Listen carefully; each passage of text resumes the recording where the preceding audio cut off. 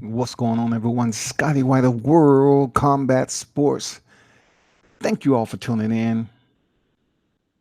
Hopefully, everyone is doing just fine. And I just want to give a shout out to the supporters of World Combat Sports. Thank you for tuning in and all of you to share the content. Much appreciated. Always be sure to smash that bell icon and also the like button.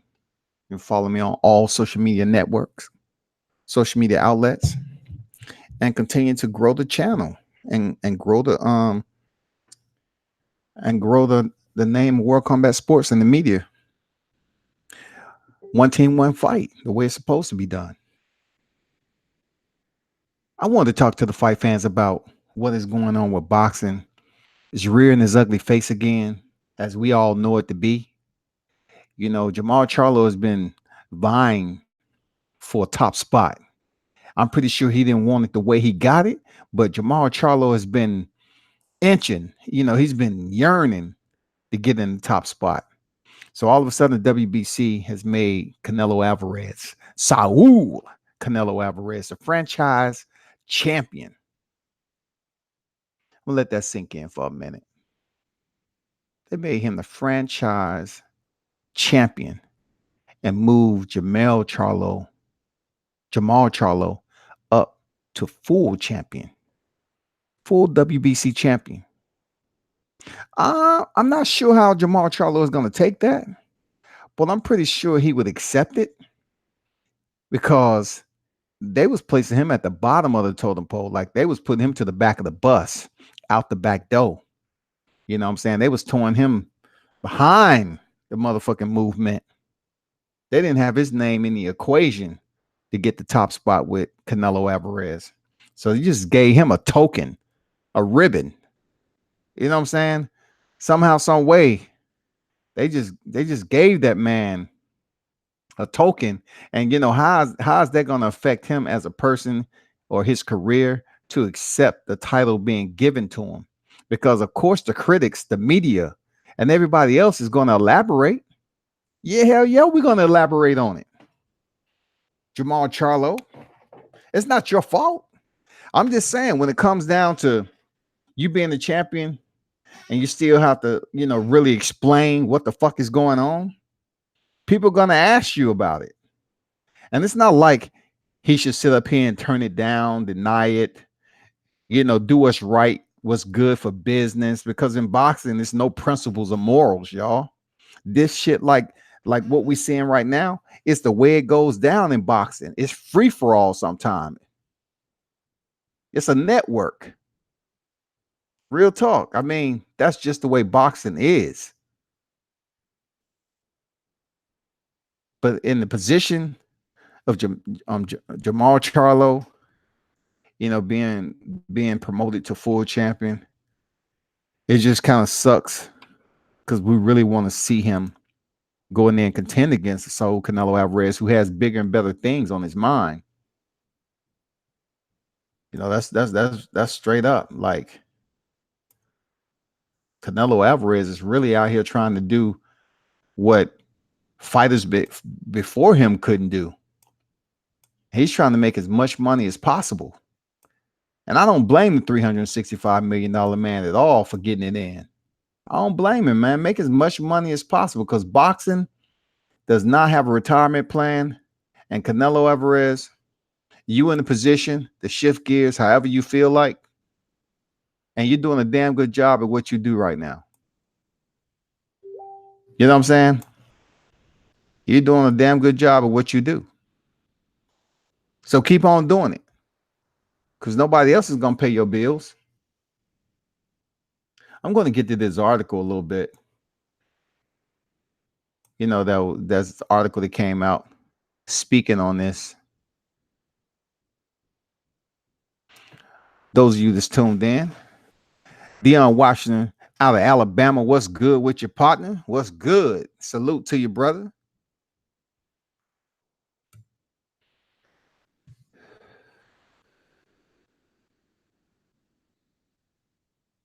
What I want to do is read and quote article from Boxing Scene. It says Canelo, now the WBC franchise champion, Charlo, now full champ. It said, adding to the crazy confusion of title belts, the World Boxing Council has created a new world title position with Saul Canelo Alvarez being tabbed as the WBC franchise champion. By doing this, the WBC removes Canelo from his position as middleweight champion. I repeat, by doing this, the WBC removes Canelo from his position as middleweight champion. And in doing so, they have made the interim champion, Jermall Charlo, the full middleweight champion. Charlo is back on Saturday night in Texas when he defends his belt against Brandon Adams.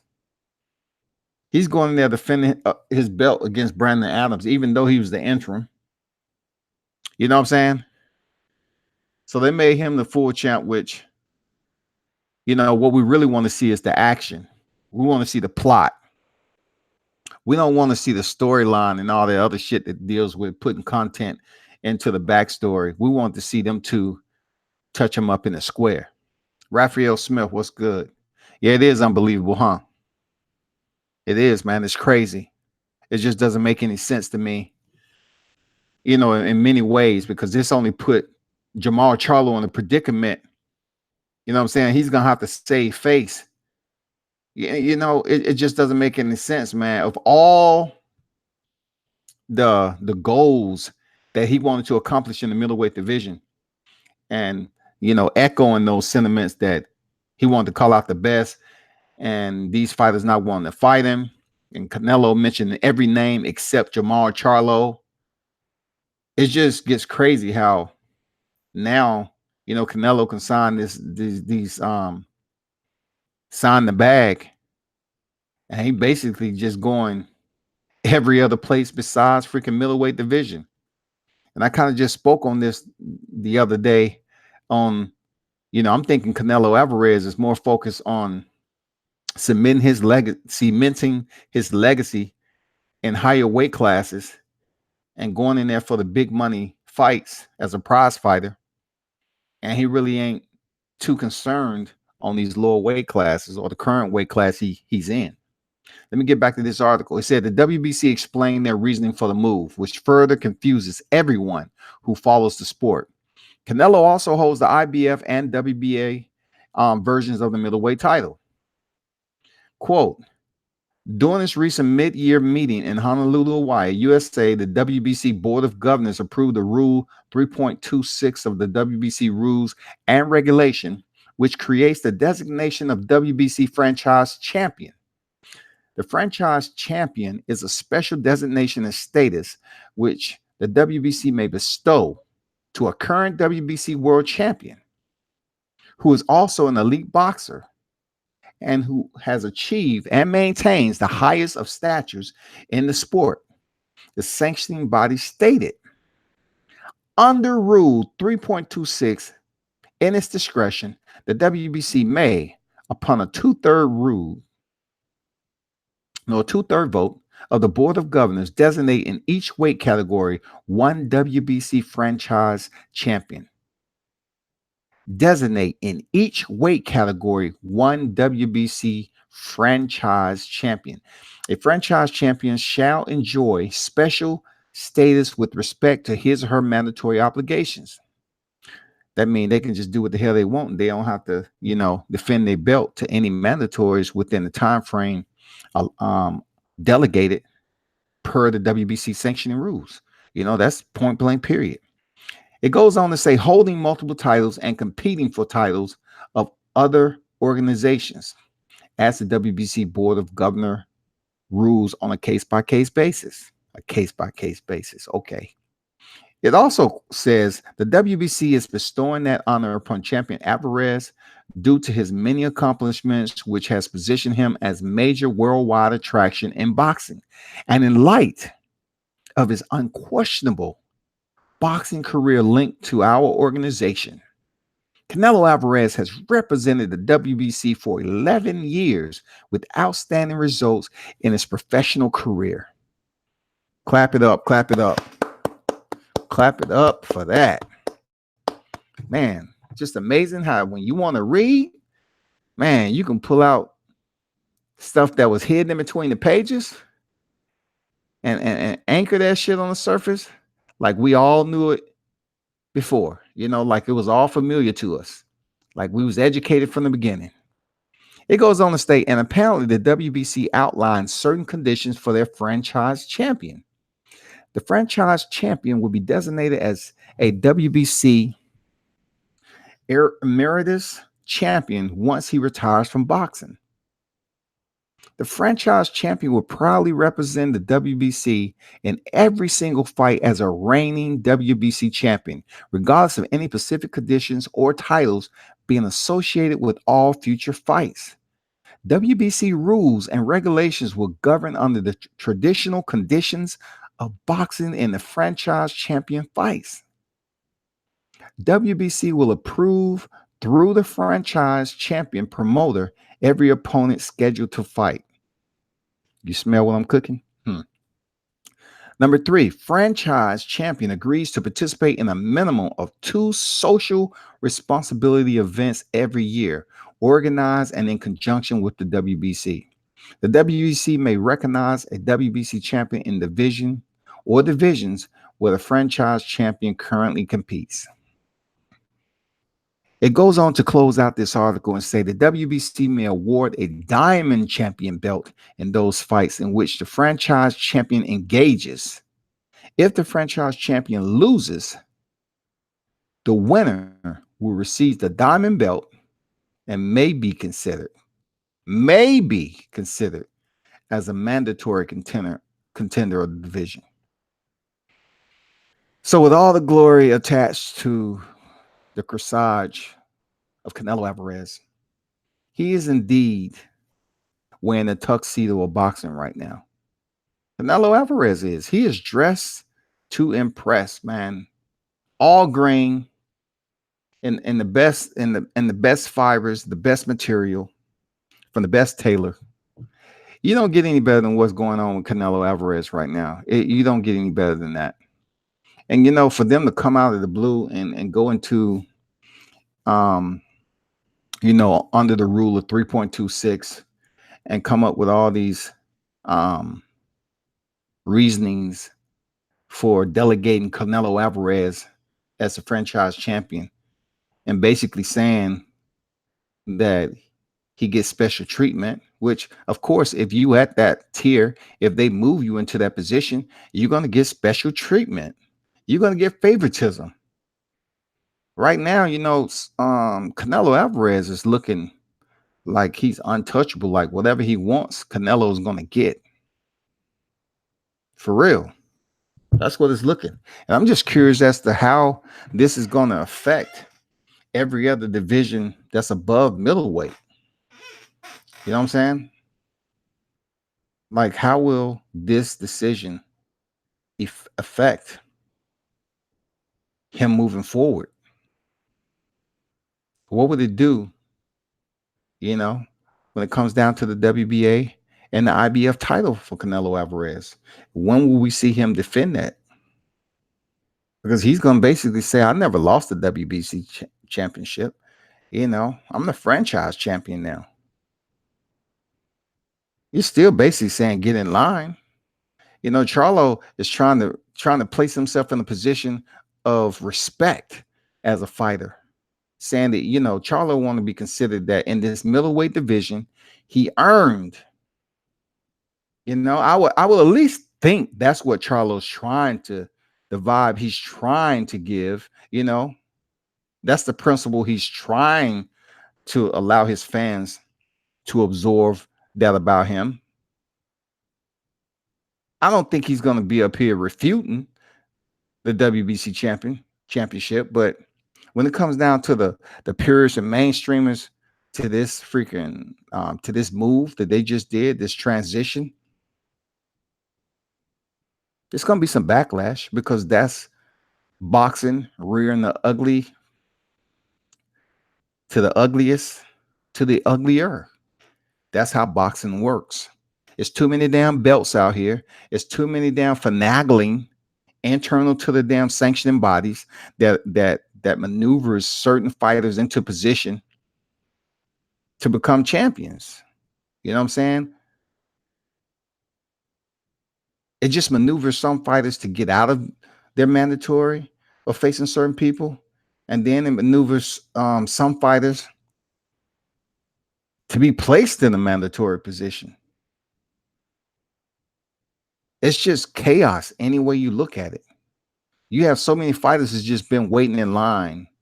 And then one minute, if they really want to fight it to fight for the mandatory, all of a sudden they snatch him out the back half of the top 10 or the top 15. And all of a sudden he's the number one mandatory. It's a joke. That shit is a joke. Just like Oleksandr Usyk, man. The former undisputed cruiserweight champion is now the number one contender for the WBO title without even having a heavyweight bout yet. They made him the number one contender for the WBO heavyweight title. The man haven't even split the ropes for a tune-up at heavyweight division. But once again, the finagling, the manipulation, the influence, it's just outrageous, man. Dion Washington say, Raphael Smith just tuning in. What's good? What's y'all take on that there, fight fans? The ones that's tuned in, the mainstream and peers. What's good? What do you all think about this shit? It just doesn't make any sense, man. It is a gift before Christmas. I know December is quite a ways away, but goddamn it, when you talk about green, shit, Jermall Charlo, is he gonna have an asterisk by his motherfucking title until he defend that shit? I know he going in there against Brandon Adams, but shit, he was gonna step in there with Brandon Adams, and now he's a full champion without even facing Canelo Alvarez. I don't want to insinuate or assume what a grown-ass man is going to say in his position, but I doubt he's going to sit up there and refute it. With that WBC title, of course, he's going to be able to, I believe his paycheck may be that much beneficial.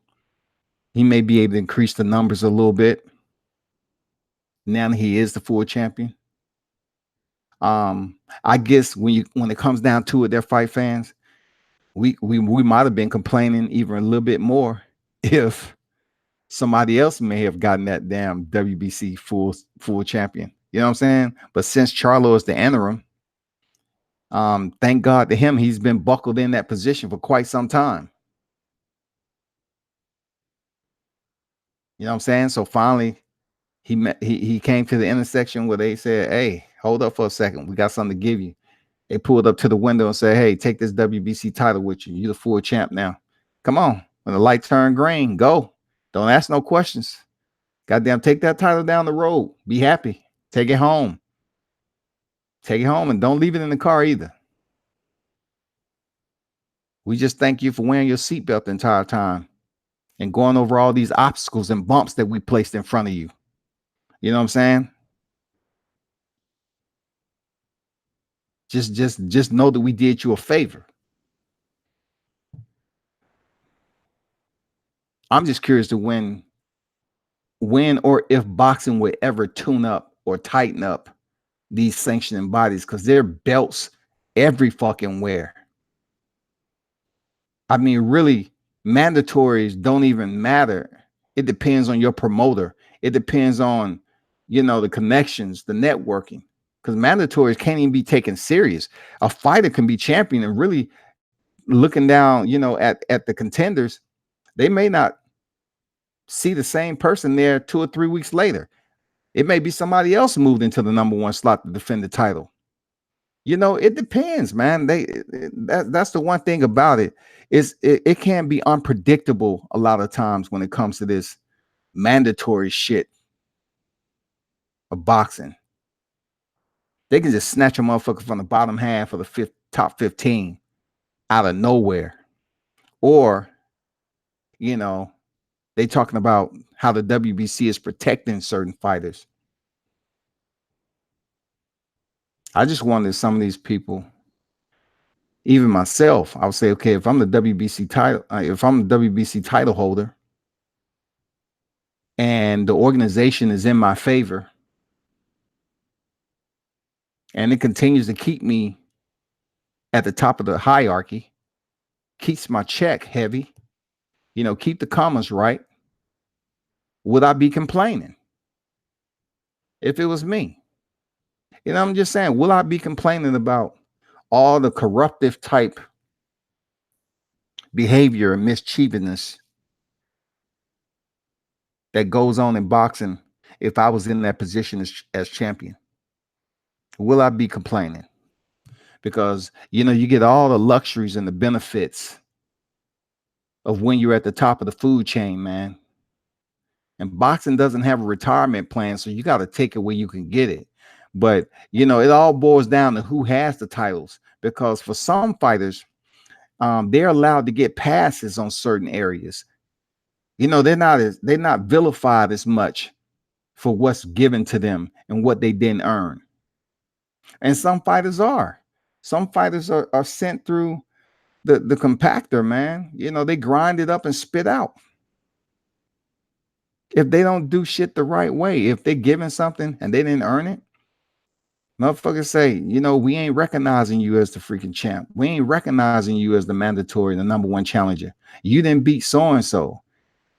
I mean, that's always going to be boxing. Gregory Watts said, greetings, brother Troll Hunter on deck. What's going on, Gregory Watts? What's good with you, bro? Deion Washington said he vacated the WBC title to duck Triple G. And now they reward him with this franchise shit. I wonder will he still have to pay the WBC sanction fees? That's the question. That's a good question there, Deion. But check this out. On the outline, let me find it where it says, let me see.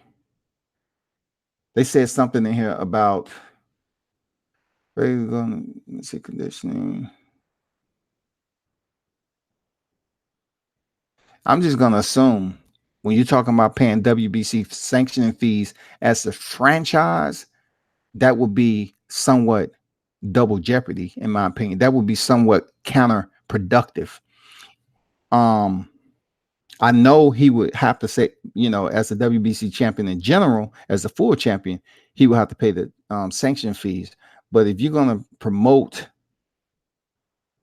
him to the franchise champion, I would think one of the benefits may be to jettison the sanctioning fees. I may be outside my scope, and I know I'm outside my scope of assuming that when it comes to the WBC, raising up a franchise champion. But that's Jermall Charlo's problem right now. As much as I want to say that, Deion, and say that the WBC probably wouldn't double dip like that to have Canelo Alvarez paying sanction fees and Jermall Charlo. Yeah, the WBC would do that shit. Them motherfuckers would do that. They would have two people paying sanction fees. Hey, why not? It's more money in the pockets of those who are at the top of the food chain. Hell to the yeah. But that's a damn good question, though.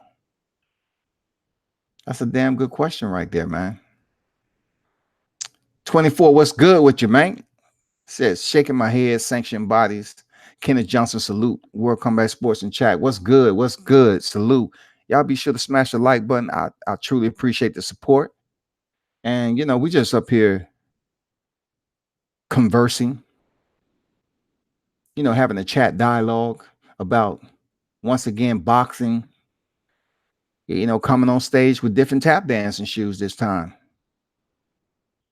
That's what they do. That's what boxing does, man. You always have to read, under rule 3.26. You always have to read in between the pages, man, because it's always something in there left up to interpretation. That's just the way everything works. That's just like litigation, adjudication. I just like everything that deals with the judicial system, the laws. That's the way it works out. And this is no different. This is no different. They're awarding Canelo Alvarez saying he represented the WBC for 11 years with outstanding results in his professional career. I'm supposing, I'm just assuming that they are not talking about clenbuterol and when he popped positive, twice. You know what I'm saying? Twice. I guess that is all water under the bridge, down the river, over the falls, because he did, in fact, miss that May fight date with Triple G because he had popped positive for clenbuterol. So when you say Canelo Alvarez has represented the WBC for 11 years with outstanding results, when did that happen again? When did that happen? When he popped? Y'all know what? It was within the time frame of 11 years, right? So boxing is ignoring, what I'm saying? They're overlooking certain people and what is going on and what they have been responsible, their culpability. And I don't give a damn, really about, Canelo and his violations and shit like that. I'm just more so concerned about some of the details that they want to use under the rule of 3.26 to warrant expediting Canelo Alvarez to franchise champion. You know what I'm saying? He did pick up that diamond belt, which was absolutely beautiful. That's a sexy, sexy belt. And now, signing his deal and being handed the franchise champion label. I mean, this man right here is just packing money. He's just bathing in monetary soap. He's lathering. I mean, I can imagine. Canelo Alvarez, you're looking at a fighter who's pretty much set right now. He's set. He pretty much don't have to worry about the retirement issue. You know what I'm saying? Wondering what he's going to do when he get out. I mean, Canelo Alvarez has done it right in a lot of ways. He stepped in there against Floyd Mayweather and took that loss, took that clinic, and you can't tell that man nothing else past that. You can't say shit to him. You can't fade him. You can't do none of that. You can't goddamn call him on his bluff. You can only criticize, him possibly losing the first one with Triple G and, possibly with Erislandy Lara and all that other shit. But when it comes to what's in stone, what's contractually agreed upon, god damn, Canelo Alvarez shining. This motherfucker's shining, boy. This motherfucker's shining for real. And he's not even 30 yet, y'all. Canelo Alvarez is not even 30 years old.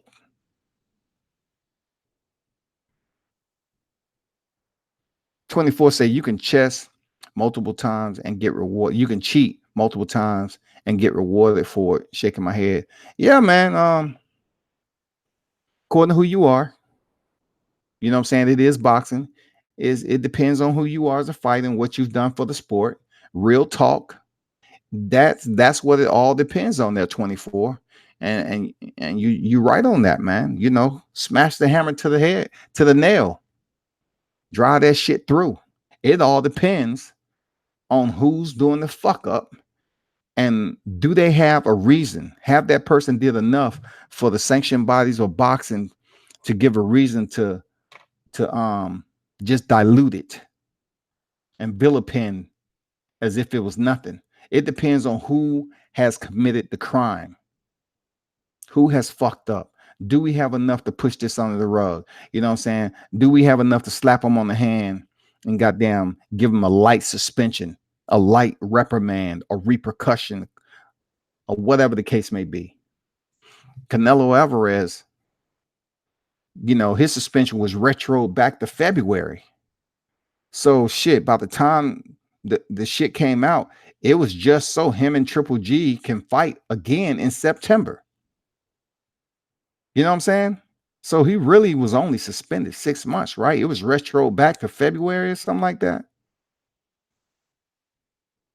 And by the time the final word came out, shit, they was already scheduling Canelo Alvarez and Gennady Golovkin too for the rematch, because there was a whole lot of money out there on the table, and motherfuckers wasn't gonna allow that shit to just go to the squander without allowing their pockets to get heavy. You know what I'm saying? These motherfuckers are anaerobic. They like walking around with pocket weights rather. They like pocket weights. They say, shit, we're gonna do whatever it takes to make this fight happen, and they did. That's gonna be a hard motherfucking trick to follow in the middleweight division for Charlo. Charlo needs to go out here now and try to unify the division. I'm gonna put it out there that he's gonna defeat Brandon Adams. Okay, he might even stop Brandon Adams. That's real talk. I don't see no Andy Ruiz here with Brandon Adams. I don't see him going in there and doing a Tony Harrison like he did his younger brother. I mean his brother, Jermall Charlo. I don't see that shit popping. I don't see Brandon Adams being that guy. But yet again, people didn't see Andy Ruiz being that fighter either. But I just will make the call and stand firm on my square that Brandon Adams is not going to go in here and upset Jermall Charlo. With that said, Jermall Charlo get past Adams. I would like for him to go back to the history and call out freaking Demetrius Andrade.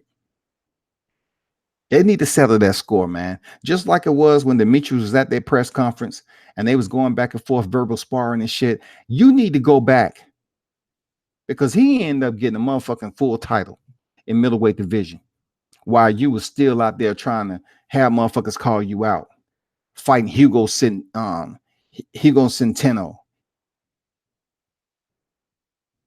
Knocked him out. Just fighting dudes that just don't make any sense. Trying to knock out Austin Trout. I mean, just doing crazy stuff, man. You need to go over there and call out Demetrius Andrade. Because like I tell you before, like I said plenty of times on my lives, Canelo Alvarez is not giving Jermall Charlo a shot right now. He won't even say the man's name. Kenneth Johnson, what's good, man? All of you that's tuned in the chat, truly appreciate it. Salute for World Combat Sports. Kenneth Johnson said, I wonder if Canelo's special treatment by the WBC is a little home cooking, since WBC is based out of Mexico. Home cooking. Kenneth Johnson, that's just a buffet, goddammit. That shit's motherfucking catered. You have the best catering service, period. Period. He could do no wrong. He can do no wrong. And you know what, fellas, and if any females in there, salute to you. But you know what? Will we be complaining if we was in Canelo's shoes? Will we be up here, puling about what's going on if they were showing us favoritism, make us a franchise champion, and all the benefits that comes with it? Will we actually be up here complaining, being all agitated, mully grubs? Would that be us? Hell no. We'll be like, thank you. Appreciate it. I'm trying to go to the car dealer right now. All right. Just let me know if y'all need anything, just get with my assistant or whatever. But I got to go, make some arrangements. I have a special order coming in nobody has right now. So I got to go attend on that. Also, I got to check on some property. Also got to make some reservations. I'm taking a trip about 2 or 3 weeks. I'm going to space. Canelo's telling them motherfuckers, I'm going to space. I'll be back in a little bit. But I just want to see what it looks like up there. Since I feel like it here on Earth, I want to go up to space, goddammit. Because I'm floating down this bitch. I can't do shit wrong. They make me motherfucking franchise champion. I can do no fucking wrong. I pop positive. I got a slap on the wrist, 6 months, retro back, went in there and defeated Gennady Golovkin. Come on, man. Moved up to 168. Stopped Rocky Fielding, who didn't even give a damn, didn't even put up too much of an effort. Then came back to middleweight division, gave Daniel Jacobs another fucking shot. You know, he had the shot against Gennady Golovkin, didn't get it done. Then, you know, Canelo Alvarez gave Daniel Jacobs a shot at Stardom. But guess what? I guess it was all part of the plan. Because now the way it looks, it just seems like it was no way in hell Daniel Jacobs is going to win that title. There's no way. I'm not saying he didn't land some nice, solid punches on Canelo Alvarez, but once again, Canelo Alvarez took him, ate him, regurgitated him. That's what he did, man. So Daniel Jacobs is not going to be in the picture anytime soon unless he comes back around for that goddamn WBC title fight with Jermall Charlo. Because y'all remember, right? When Daniel Jacobs pulled up in the hallway and told me, oh, I came at the right time. Look at here. So Daniel Jacobs is that freaking stool pigeon too. He is. And don't be surprised that people get their pockets restless again and say, you know what? Let's go ahead and make this Daniel Jacobs Jermall Charlo fight happen. Let's do that. Let's give Daniel Jacobs another try. Since he's the corporate stool pigeon, they done gave this man 2 shots already. He failed. The only reason he got the IBF because it was for the vacant that was stripped from Gennady Golovkin. Real talk. He went over there and fought Sergey Daryanchenko. You know what I'm saying? It's not like he went over there and defeated Triple G for it. So third time's a charm, goddammit. We may see Daniel Jacobs in the square against Jermall Charlo to hash out that long-standing hallway encounter that they had. Since both of them should be making M's, you know what I'm saying? Both of them should be making M's right now. Let's do it. Because I don't know what the fuck Demetrius Andrade got going on. But if we're talking about a fight, you know how boxing is, they might, you know, want to fill their pockets again and bring over Daniel Jacobs to face Jermall Charlo. Now that Jermall is the full WBC middleweight champion. What y'all think? Eric Jenkins, what's good, man? Salute to you. Thanks for the shout out, man. World Combat Sports, salute. Hey, back at you, man. Appreciate that. Jenkins said, what the hell is franchise champion? So Canelo has ownership of the McDonald's, Burger King, Chips, Ahoy Bakery, and the Paradise. Yeah, man, that's just about what it is, man. That's just about what it is. Per under rule 3.26. Discretion. The WBC may upon two-thirds. They're not really identifying who is a part of the two-third vote, but two-third vote of the Board of Governors designate in each weight category one WBC franchise champion. A franchise champion shall enjoy the special status with respect to his or her mandatory obligations. What does that mean exactly? It said holding multiple titles and competing for titles of each organization as the WBC Board of Governors rules on a case-by-case basis. Who is the two-third vote? We'll never know. We'll never know. That shit's all only a phone call away. They call up those particular individuals on the phone. They do a conference call and they get an all in favor. Okay, let's do this. Go. Or they even text, man. Fuck it. What's going on, Sheldon Holmes? What's good? Sheldon Holmes said we need to petition the WBC. This protection shit has went way too far. It is, man. But I ask y'all this though. Let me ask you all a question, man. I'm asking grown fucking men a question. If it was y'all, if you all were the appointees of the franchise champion, would you care that they are showing you favoritism, that they've placed you in a position of hierarchy as the WBC franchise champion? Would you feel some type of way about it? I just want to hear your opinion. If it was you and you know that you was going to get some extra collateral benefits, would you care? You know what I'm saying? Just put it this way. You know, would you even ask? You know, is it right? Would you ask Suleiman? Please, can we sit down and have some coffee and really talk about what you're doing and how the people are going to perceive this? You know, I just want to make sure that ethically I'm representing myself well as a champion. That's all. I just want to be the people's champ. And this franchise label, I'm not sure how the public is going to take it, being that you said I represented you well for 11 years, outstanding, but I popped for Computerall in 2018. I mean, is that fact? I'm just curious, man. Just let me know what y'all think. Would y'all speak up about it? Or would you just say, you know what?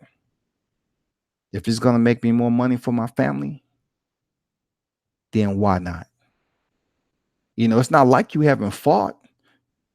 If you have a record of 52-1 and 2, 35 knockouts, haven't you earned the benefit for which they're giving you? Because there's really no ethics in boxing, is it? It is favoritism, you know, nepotism. You know, we all know it's all about the network. It's all about the connect. It's all about the plug. That's what boxing is. From the grassroots up, it's all about who you know. It's all about what have you done for me back then, now, and what can we get you to do for us later on. That's fucking boxing, y'all. Every time I turn around, they got another a freaking belt coming out. One thing I can say about the UFC is that they're trying their best to open up the gates a little bit to make more money, and they're kind of emulating boxing to a point, but they can only go so far because they have the full champion, they have the interim champion. Okay, that's it. That's all you're gonna get from the UFC. I mean, the only thing the UFC is gonna do is open up more divisions. They tried their best to close out the flyweight division, but it didn't work with Henry Cejudo. So now, you know, they just basically having bouts where they have this champ. They're providing fighters with the opportunity to fight in two divisions as champion versus champion and earn a second title simultaneously and be considered a two division champ at the same time. So that makes a little bit more money.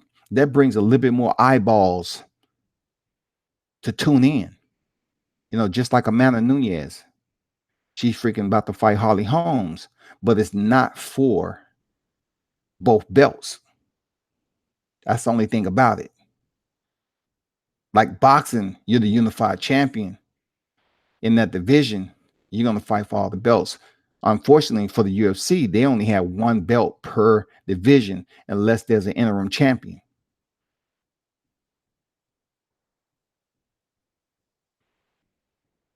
So it depends, man.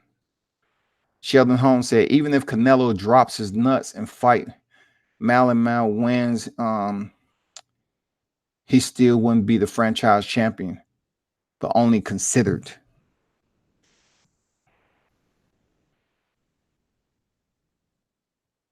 I'm just curious to know. I mean, since it's been a while since they did something like this, I'm just curious to know who's next in line. What other WB champion is going to get the franchise label? You know what I'm saying? Is there another WBC champion that's out there in boxing that's going to get the franchise label? I mean, give it up for Canelo for the road that he's traveled, the rocket ship he's been on, and levitating to the height that he's currently at in the sport of boxing.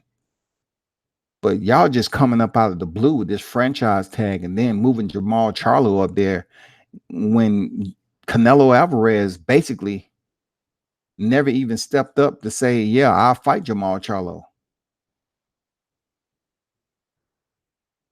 And then Triple G even did not entertain the fact to fight Jermall Charlo.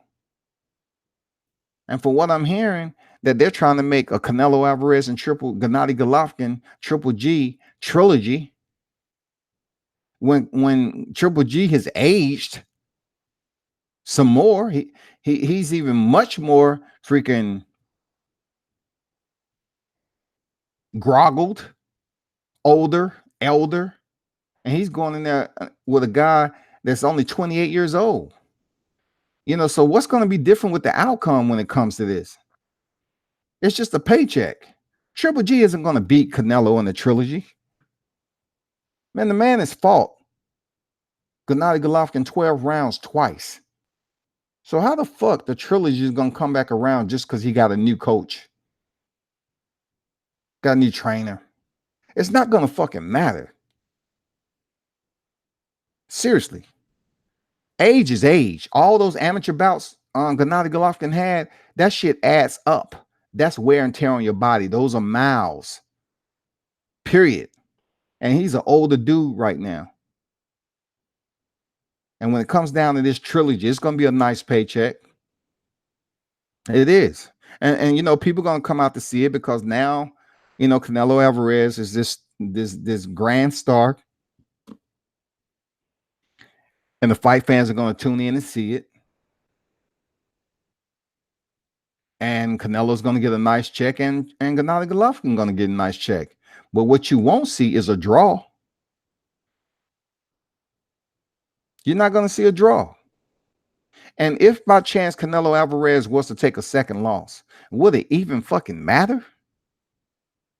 Would it really matter if he took a loss and Triple G ended up becoming the unified champion?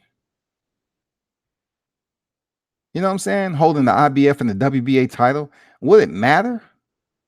Because he can stand alone. He can stand alone to go make another big paycheck if by chance he was becoming the unified champion and then step over to face Charlo.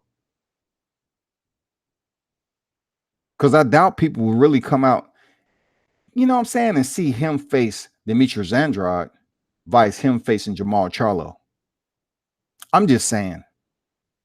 Or they might turn around and put Daniel Jacobs back in there to fight. Who knows? Daniel Jacobs, he's still out there mongering in the middleweight division. But I just can't understand how all the finagling with these fucking belts. I swear to God, man, like Target, Walmart, JC Penney's, Kmart. Damn. Every time you turn around, there's a belt out there. You got an international belt, the freaking neighborhood crack house belt. Goddamn Burger King special Happy Meal, McDonald's, a collaborative freaking special edition belt. Kentucky and Popeye's chicken unification belt. Shit. Goddamn Whataburger and Five Guys team up and make a double-decker, triple-decker, goddamn gold diamond with extra lettuce belt. Fuck. How many belts is boxing gonna have? Motherfuckers walking around here talking about I'm a champ. What champion? What champ are you again? You Ashley Furniture, goddamn. What is that? The lampshade edition. Where you earn that belt at? Oh, the parking lot. They had a goddamn midnight special sale, and they had what 25 or 30 freaking fight fans show up. Okay, and you're a world champion. Wow, damn, that shit crazy, bro. What about your partner over there? I see him with a belt. Oh, he won that at the skating ring. Damn, that's a Golden Glide freaking regional belt, huh? Okay, got it. Down south region, got it. Boxing just coming up with any way, shape, or form to goddamn get another belt on deck, man. Have these cats running around here talking about, hey man, my belt respectable now. Don't get it twisted. It's the same as the sanctioning bodies, the WBC, the WBA, IBF, and the WBO titles. It's the same. Don't get it twisted. Mine just, it's just a lower tier. Eric Jenkins said, Jacobs moving up to 168. Yeah, I hear that. I hear Jacobs moving up to 168. But listen, anything's possible. If they want to make a fight, they put so much bogus ghost ass freaking bait out here for the media to click on and to report on, that when it comes down to Jacobs moving up to 168, yeah, I heard that. Who is he gonna fuck with at 168? Tell me that. McCallum, he bet. Look, the only person he can fuck with right now that's about to come off that belt is Darrell. Darrell's coming off that belt when David Benavidez stepped back in there with him. It's a wrap. That WBC strap is gone. Now, Daniel Jacobs, I don't know who the fuck is he gonna get an immediate title shot? Is he going there against Caleb Plant? Because he'll get dusted. I know he ain't going in there against David Benavidez. Who is Daniel Jacobs in that division? Who will he contend with without getting his ass handed to him? David Lemieux? That might be it. What, Chris Eubanks? I mean, who are we looking at? Peter Quillen? Are we looking at Daniel Jacobs going in the top 5 of any sanctioning body? Who is he dealing with right now? Or he gonna start off at the lower tier of the top 10? Where Rocky Fielding, they used to be. Now Rocky Fielding is sitting 8th in the WBC, 9th in the WBA. Who is Daniel Jacobs gonna face, man? You tell me. Who is he gonna be competitive against without getting his ass waxed out that motherfucking man's drug? Sheldon Holm, when I was growing up, the WBO didn't mean shit. It wasn't no bigger than the NABF or the USBA. Yeah, man, the WBO at this point in time, it is considered a world sanctioning body. It does have some type of merit to it. You know what I'm saying? It's people that's carrying around that WBO title, and they pretty much happy about it. I'm not gonna mention no names because I really don't feel like cussing out no fighter that listen to this motherfucking this cast and feel some type of way as if I was pinpointing them or singling them out. But it's a lot of fighters walking around here with the WBO titles like, cool, I'm a world champion. And you know what? When it comes down to it, why not? But what you said, man, yeah, Sheldon, I agree, bro. Like the WBO is still maturing into a reputable title. It's maturing, man. It's still growing and blossoming. Sheldon Holmes say, bro, I originally from Flint and I'm riding with Darrell and know he finna get his ass whooped. Hey, people ride on wheelbarrows. Hey, Sheldon Holmes, people ride on wheelbarrows. You just got to trust the one that's holding the handles, because when you hit that first hump and you get dumped on your head, you'll realize what it was. Man, David Benavidez is gonna goddamn get the rail up out of there in 4 rounds, man. I think David Benavidez, I mean, the chip he has on his shoulder, the way he went about just being a fighter in general, he's one of the best in the division. And you know, the rail, the way he acquired that belt, I know that Benavidez popped positive for cocaine, but he's gonna feel some type of way about the rail having it. And he's gonna give him that love, the same love he gave Jalen. You know, he's gonna give him that love, that tough love, right in the corner. Pop, pop, pop, pop, pop, pop, pop, pop, pop, pop, pop. The wave from the referee has commenced, and it's an early closer. Winner by 3rd round TKO, and new David Benavidez. He gonna stop the rail. Real talk. He's gonna stop the rail. And you know, nothing on the rail. I'm just saying, his last fight, you know, the rail look a little shaky. But David Benavidez is gonna pick back up that WBC title and hope some unification happens up there. You know what I'm saying? If it includes Saul Canelo Alvarez, so be it. But you know, Caleb Plant, freaking McCallum, you know, it's some hitters up there, man. Sheldon Home, Top Rank. Eric Jenkins said, man, I thought maybe Jacobs would stay and fight Andrade for the WBO or Charlo for the WBC mandatory. And that's what I was talking about earlier there, Eric. You know, I agree, man. I was thinking, you know, Daniel Jacobs said all that shit at the end of the fight after he lost.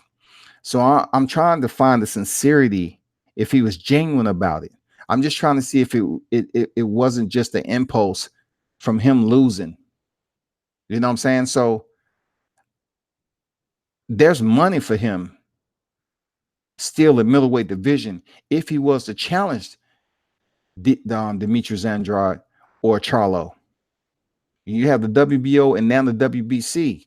So, I mean, that's a good point. And if you look at the middleweight division, when it comes to Daniel Jacobs, for the WBC, right, he's ranked number 2. Daniel Jacobs is ranked number 2. Like Rocky Fielding lost to freaking Canelo Alvarez, and he dropped down to damn near 5th in that division or whatever, or 8th and whatever. Daniel Jacobs is number 2 in the WBC. He's number 2 in the WBA. He's 5 in the IBF. You know what I'm saying? So it's no way Daniel Jacobs is going to be able to face Demetrius Andrade because he's not even ranked in the top 10. They have names like Liam Williams, Sergey Daryanchenko over the WBO. They have that guy that we all know that stepped in there with Terrence Crawford, Jeff Horn. You know what I'm saying? And Gennady Golovkin. Gennady Golovkin is blanketed across all the sanctioning bodies in the middleweight division. And then Gennady Golovkin like get a draw and then lose. I mean, he's still lingering up there, you know, just enough to catch air.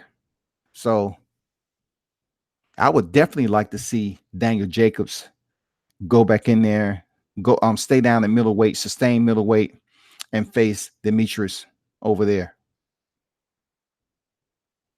Because I really don't think Gennady Golovkin want to face a slick southpaw like Demetrius Andrade. I don't know, man. You know, I don't know. And plus, Demetrius isn't a real big name either.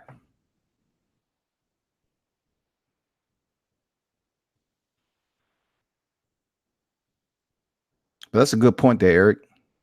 Sheldon Holmes said, to be honest, I think Benavidez probably would beat the piss out of Plant too. He would give Plant a good run for his money, man. Plant can box. But Benavidez is long, rangy. He has speed.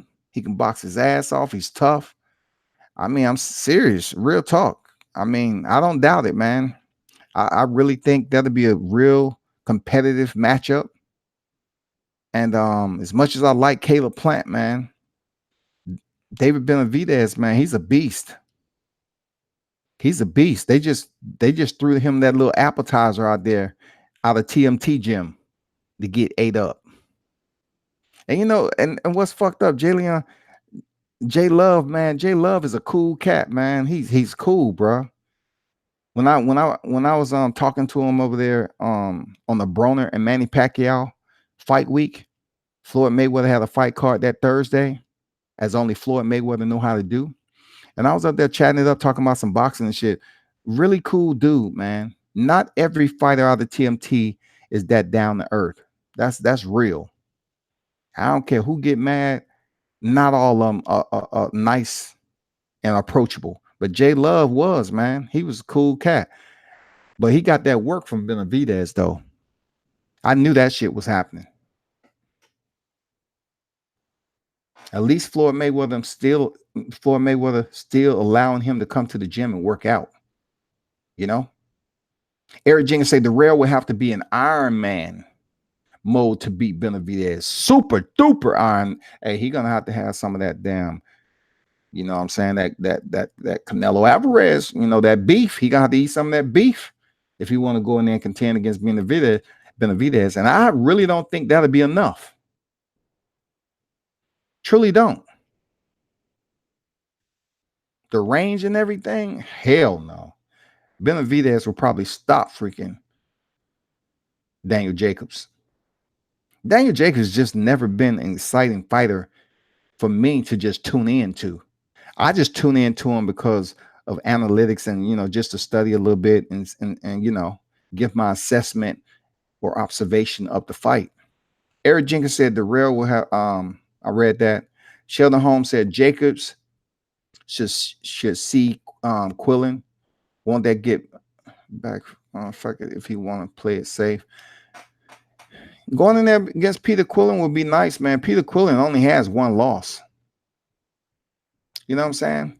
I really want to see him get back in there too. But are they going to sell tickets? Possibly.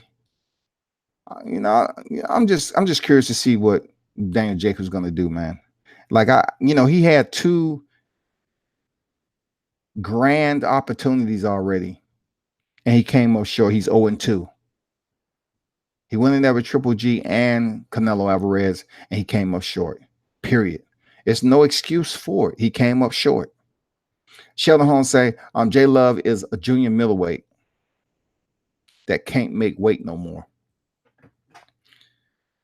Well, his chin can't make weight either, because J Love, I mean, they had high hopes for him until he got stopped. And then he go in there and get stopped again. I mean, good guy, like I said, real humble, good guy, man. That's all I can say about J Love. Like, he's a really good dude. And make it so bad, another TMT fighter that's a real good dude that I was talking to on this same night, Tabiti. Tabiti got knocked out, man. Very good dude, man. Ain't that, you know, both of them TMT fighters too, man. Like, shit. I just don't know what's going on over there, man. The dog pound ain't, if you taking the clock off the round and they just fighting for 10 minutes straight. I mean, what's going on? Like, are they overtraining? What the fuck is going on? Are you not using headgear? Why are these fighters out of that stable not really excelling like Money Mayweather himself? I'm just curious. That's all. I'm just curious why we don't see any consistency with superstars coming up out of that stable. We're just not seeing it. Now, we got Gervonta Tank Davis, of course. But I'm just saying consistency. You know, rolling in the shoot to make a name for himself. Maybe we'll see, man. I don't know. I just can't call it when it comes to, what's going on with the fighters that's stepping out from over there in TMT. But hopefully they get it together. I don't know. But they're not showing up when it's most needed. And they do have this bravado about them, some of them. But I would say Tabiti just got stopped. And J Love, good dudes, man. Really cool. Talk boxing and shit, really cool. That's real. But anyway, back to these multiple topics that I was talking about. Oleksandr Usyk, man, is ranked in the heavyweight division #1 in the WBO. I don't want to ask how, because I know how. Because they have a lot riding on him shaking up the heavyweight division and inserting him in there to probably put him on the path of picking up one of those titles if they choose to fragment those unified titles that Andy Ruiz have. I'm really not sure as to what the forecast is going to be for Andy Ruiz, because I'm not sold on him just because he beat somebody that I never showed love for. I never thought Anthony Joshua was that superb of a fighter to begin with. From looking at him when he actually won the titles and freaking back and forth chaos, 11th round full of chaos, where he looked gassed out. He didn't look as top notch as he should have. And his performances against Carlos Takam and Joseph Parker, I just really didn't see Anthony Joshua as being that dude that's consistency impressing. I didn't see him impressing on a regular basis, and it showed against Andy Ruiz.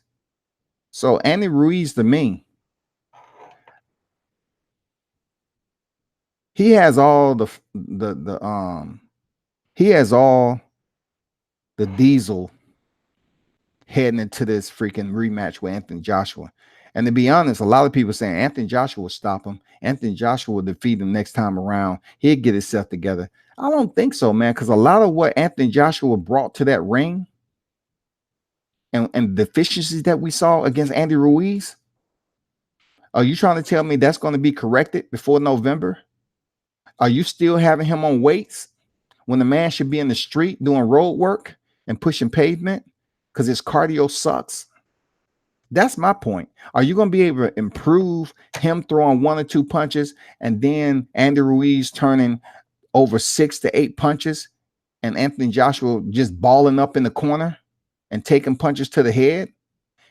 I mean, come on, man. I know we've seen fighters, all right? And I know Julian Williams just mentioned this too. He says, stop freaking discounting fighters when they take one loss. Stop banishing them. I get it. It's a sport. But I'm just saying, Julian Williams technically looked better than Anthony Joshua when he was knocked out by, Charlo, by Jermall Charlo. All right. Period. So for Julian Williams to come back in there and perform the way he did, it wasn't in a rematch. You know what I'm saying? He had some fights and he came in there and defeated Jarrett Hurd, the unified champion. He looked superb. He looked superb in that freaking bout. But for Anthony Joshua, he isn't Julian Williams. Point blank, period.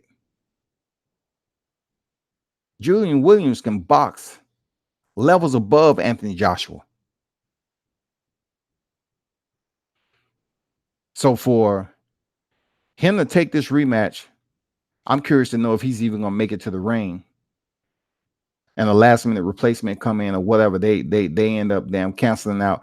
I just don't see Anthony Joshua improving or refining the deficiencies that he presented in there with Ruiz the first bout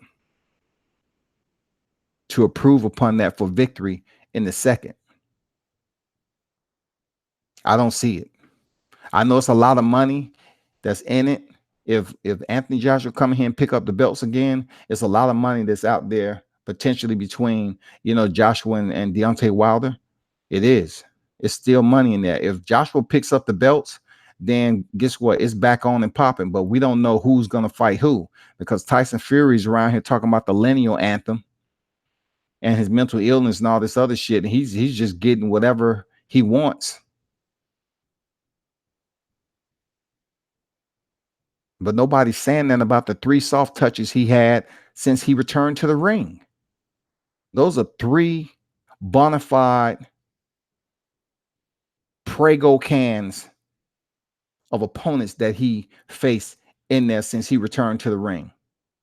But people are hailing this dude as the #1 heavyweight in the division, and he's basically fought subpar competition outside of Deontay Wilder. That's real, authentic. That is no exacerbation to it. He fought Sefa Safari, Francisco Pianetta, and goddamn Tom Schwartz, and wanted to kiss all of them in the mouth. But with Deontay Wilder, he came up to a draw with that and failed to do an immediate rematch. So I don't know what the mix-up is going to be. If Anthony Joshua isn't capable of stepping back in there with Andy Ruiz, then somebody else will step up to the plate. You know, I'm pretty sure it won't be Dillian White. It won't be Tyson Fury.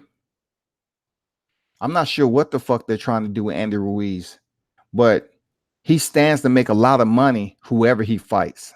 If it's the top 3, if we're talking about Anthony Joshua, Tyson Fury, and the #1 heavyweight champion in the game, Deontay Wilder, you know, he's going to make a nice little penny. But we don't know what's going to play out because, you know, to be honest, I don't think Anthony Joshua can smooth out what we've seen him go through in adversity against Ruiz. You just can't automatically change trainers and everything works out in that short period of a window to come back in there and be a whole different fighter. I mean, I just saw a video of Anthony Joshua on a little teacup ride playing with some kids. I don't know who kid it was, but he was playing on the teacups. You know, Anthony Joshua was hanging out in NYC at the basketball courts, chilling and doing whatever. Like, he's like a kid in a candy store. Like, he don't have that burden on his back no more. And the dude is just out here just relaxing, being normal. So it's hard for me to understand who's going to be right for him to bring out the dog. If he has that dog in him, he might just be a pussycat, man. But we all know pussycats can come in many forms. Either way, I don't really care about Anthony, you know, what Anthony Joshua has going on, because, you know, they fucked off Deontay Wilder for months at a time. He talking about he was going to freeze him out if he keep on talking. He didn't want the man coming up ringside. You know, he tried to come over here and talk about flat fee, 12.5, 15 million flat. He just basically presented some unhealthy offers that wasn't fair. You know what I'm saying? It wasn't fair. I know boxing ain't fair, but I'm just saying the way he presented that to Deontay Wilder of all people, and he didn't do it for Alexander Povetkin, Joseph Parker, Carlos Takam, none of them people. But he's doing it specifically for Deontay Wilder, which showed me that he should take full responsibility for what came to him. I don't call it karma. It was waiting out there for him, and it happened. This motherfucker got stopped and lost his titles. Period. I don't have no motherfucking love for that, because you was sitting out here co-signing on shit when you should have been stepping up to the plate and say, okay, let me go ahead and face Deontay Wilder. Since everybody's talking about it, let me do the best that I can to make the offer presentable. That's what I need to do. I need to make an honorable offer, a healthy one that's freaking equitable for us both, fair, and let's go. Now he want to come in here talking about it's more than what Deontay ever got paid in his career so far. which is bullshit. And you sitting up there hanging out on social media too long and fucked around and said, you know, you give me 50 million and we'll fight tomorrow. And it's 50 million, the bag comes to you. And then you get on social media and say, I'm not going to sell my soul and my belts for 50 million. Well, goddamn it, I know a lot of people who would.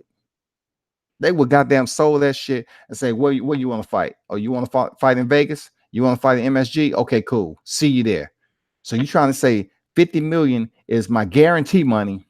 On top of that, I'm due to get PPV and everything else with the sales and everything for the fight. Cool. Let's do it. Eric Jenkins said, no dedication in the camp. I think Mayweather touch is not true in building champions. Man, I totally agree, man. Whatever he's doing, I don't fucking know. I don't fucking know. I don't really care either because I know they're paying him a healthy sum to train over there at TMT, but he's not producing consistent champions. And even Gervonta Tank Davis is not happy. Eric Jenkins said, no dedication and touch. I already read that. Joshua has no dog in him. Joshua fights like a beer commercial model. Just an average boxer that uses titles. Yeah, you know, he was basically hand delivered those titles. We all know that. You know, they picked the inactive Vladimir Klitschko to come over there and fight this man. And then they freaking overpaid Charles Martin to come in there and take a dive in 2. And then they put the ref in the middle of him and Joseph Parker and broke up every goddamn exchange they had where they closed distance. Man, everything was out there and laid out for Anthony Joshua to obtain those belts, and it happened. He was able to get those belts. He was able to become, in the UK, a superstar and an icon. But now he's finding out that ain't always the case when you don't stay on top and people see you go out in the worst way. And the UK fight fans seen Anthony Joshua go out in the worst fucking way. He got stopped by a guy who's everything that they worship over there in the UK. He got stopped by a guy that really looks like his breakfast, lunch, and dinner is a Snicker cuisine with extra caramel on top, with marshmallows and sprinkles, with a scoop of vanilla and chocolate on the side, with a Oreo McBlist shake. You know what I'm saying? With some gummy bears. That's the crazy thing about it. Andy Ruiz did not look like he was supposed to go in there with an aesthetically inclined fighter such as Anthony Joshua, who looks all built and like he's on the weights and he's trying to model over there in the UK, look like an Adonis, and he got wiped.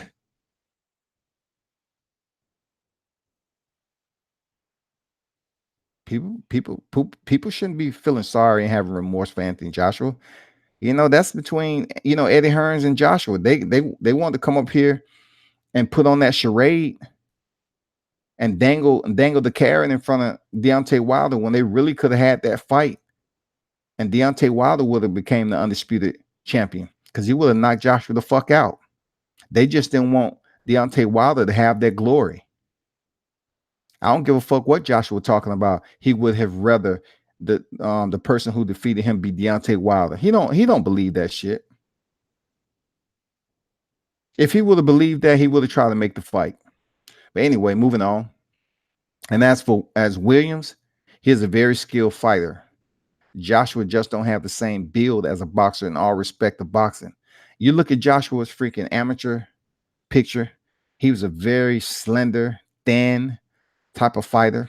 He didn't even look like a boxer. I know fighters come in all shapes and sizes, but Joshua seemed like, you know, once he made it to the professional ranks, they bulked him up and they really turned him into this package to make them residual income. They built him up to this to be this icon, this UK icon, this figure. aesthetically, that maybe the women can look into and gloat to show up to the boxing matches and come out and see him fight. You know what I'm saying? That's how they do in the UK. That shit don't mean nothing over here. Like, we got fighters that's in shape and got physiques like that all day long. They get the same love as every other fighter. It's all about how many wins you got and what your performance look like. But for Anthony Joshua, he bulked up so much, I don't think his body or him really never acclimated to all that muscle that he fucking put on, especially moving around in the heavyweight division. He couldn't even move around Andy Ruiz. You trying to tell me you can't clinch? You couldn't move that guy around with all that muscle? Turn him at least and land your own punches when he had you in the corner? Man, come on, man. Every time he threw a 2-punch combination, man, Andy returned it 6-8, and man, Joshua went down. It wasn't no stumble. He landed a punch, Joshua dropped immediately. That's telling me neurologically he may have what is called the conitis syndrome. He may not have a motherfucking chin, man. Eric said they probably give Ruiz a lot of Snickers. Yeah, man. They may sponsor Ruiz right now, but I doubt Ruiz is eating Snickers like that. I don't know. He has to understand that he defeated the guy who the mainstreamers and purists consider his boxing skills to be fragmented, but they just didn't want to accept the fact. Out of all the groups I was kicked out of, right? They probably didn't give a damn about all the debates we had over here when I was saying that Joshua isn't that champion that they praising him to be. They exalting this man. And I said, oh, he's selling out 80,000, 90,000 rings. I say, no, he's not, man. He's fought in Wembley before with a fighter named Matt Legg. And no one knew who Matt Legg was. He didn't sell that out. He sold out Wembley because he had a legend in front of him. He had one who's considered one of the legends of the sports, one of the Hall of Famers, future Hall of Famers, in Vladimir Klitschko. That's who helped him sell out that arena. But all they want to speak about is how many seats he was selling out, how much money he's making. I say, who gives a fuck? He can't really box. He fought Vladimir Klitschko, an inactive Vladimir Klitschko, who was 41 years old, inactive, defeated by Tyson Fury. You know what I'm saying? You cannot ignore what is historically factual. No matter how many admins want to gang up together and kick people out of groups because they freaking Anthony Joshua fans. And that goes for the UK groups, these UK pundits that's over here creating these groups. And all they want to do is spread all the joy of nothing but UK fighters. And once you come over there and you don't settle in and play the same music and tell them they're just so knowledgeable in boxing and praise the UK fighters, they kick you out.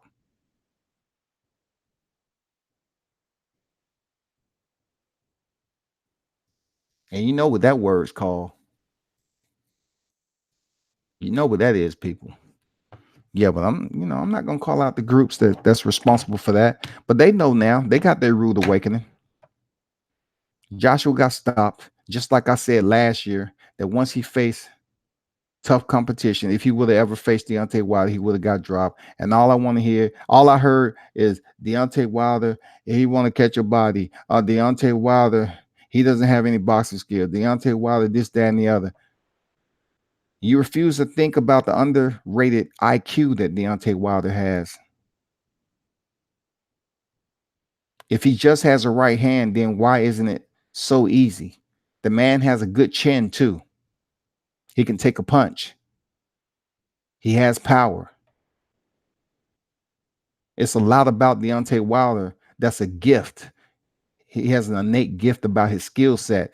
Awkward in a sense, but it's going to be like a Picasso in the end, because people are going to appreciate what he possesses when it's all said and done and they look back and review it and say, damn, he was able to get up out of here 53-0.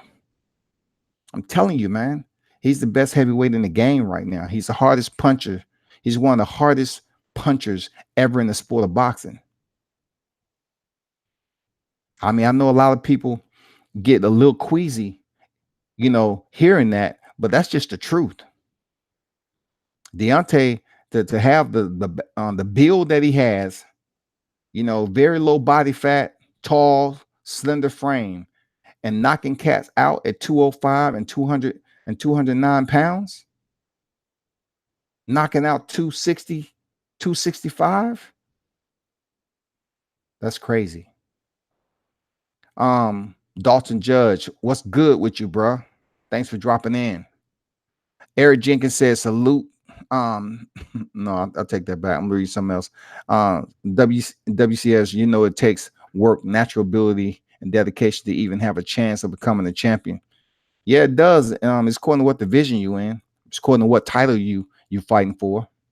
Some of these titles are changing hands in many different facets. And it's not hard work and dedication. But yeah, I understand what you're saying, man. Hard work and dedication, especially to become unified. Like we see what's going on with Lomachenko. He's due to step in there with Luke Campbell. And I'm pretty sure Lomachenko is definitely going to go in there and pick up that WBC, that vacant WBC, not Luke Campbell. And then I'm definitely not retracting this, but I don't see Beltran defeating Comey. No way.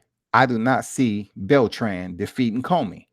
So if it all plays out right, I'm not sure. I see Teofimo Lopez defeating his next opponent, and I'm not certain that Teofimo will face Richard Comey for the IBF strap in between this time frame in 2020. I'm not sure how this is going to play out, but it will be great to see. It'll be good to see Richard Comey wins, defeats Beltran, Teofimo defeats Masayuki, I believe that's his name, and then a unification bout for all the marbles between Teofimo Lopez and Lomachenko, Vasily Lomachenko. That would be a crazy, crazy fight. Crazy. That shit would be crazy. I just really hope that Top Rank allows Teofimo to fight for the IBF title at least before they turn around and say, okay, Lomachenko has the WBC belt. Let's go ahead and set him up for Richard Comey without giving Lomachenko a shot at that IBF title. If you want to talk about making big time money, they love Lomachenko over there in NYC. So I'm not sure where the fight will be. Probably Vegas. I'm not sure. But Lomachenko, Teofimo Lopez would do very good numbers. And, it'll set that division on fire. It'll set that lightweight division on fire, man. The trash talk, Teofimo Lopez calling Vasily Lomachenko a bitch twice is probably one of the reasons why he didn't get that title shot for the vacant WBC with Luke Campbell. It's many variables, but I would definitely like to see him fight Richard Comey, pick up a strap, and then fight for the damn undisputed. Because Teofimo is talking, he's going to move up to 140 junior welterweight real soon in 2020. It depends on what Top Rank has in store for him. So if Top Rank settles in and guarantees that he get a shot at Lomachenko, then guess what? That's cool. That'll give him more motivation to be able to make weight and get ready for that unification bout. Let's pray that it happen.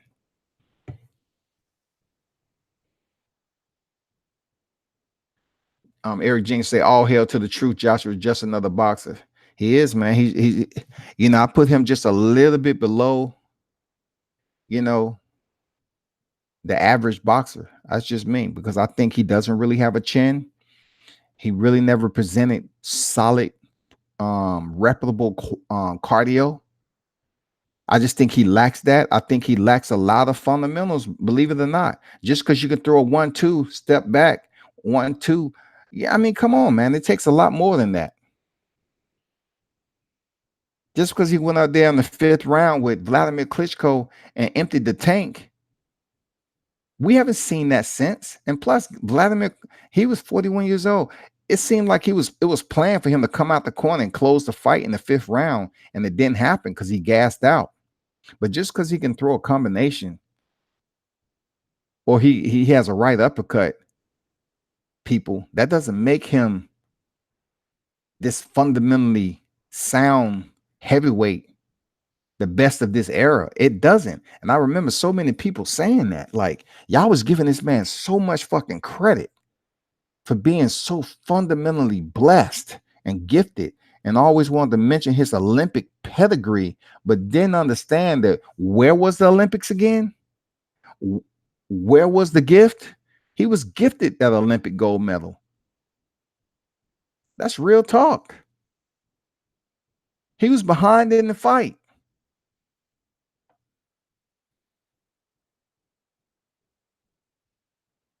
What's in the dark shall come to the light. God damn it, it did. Under the bright lights, too. Eric Jenkins said, I've only been watching Wilder since the Vern fight, but what I've seen since is a fighter who can box and is making adjustments to execute in the ring.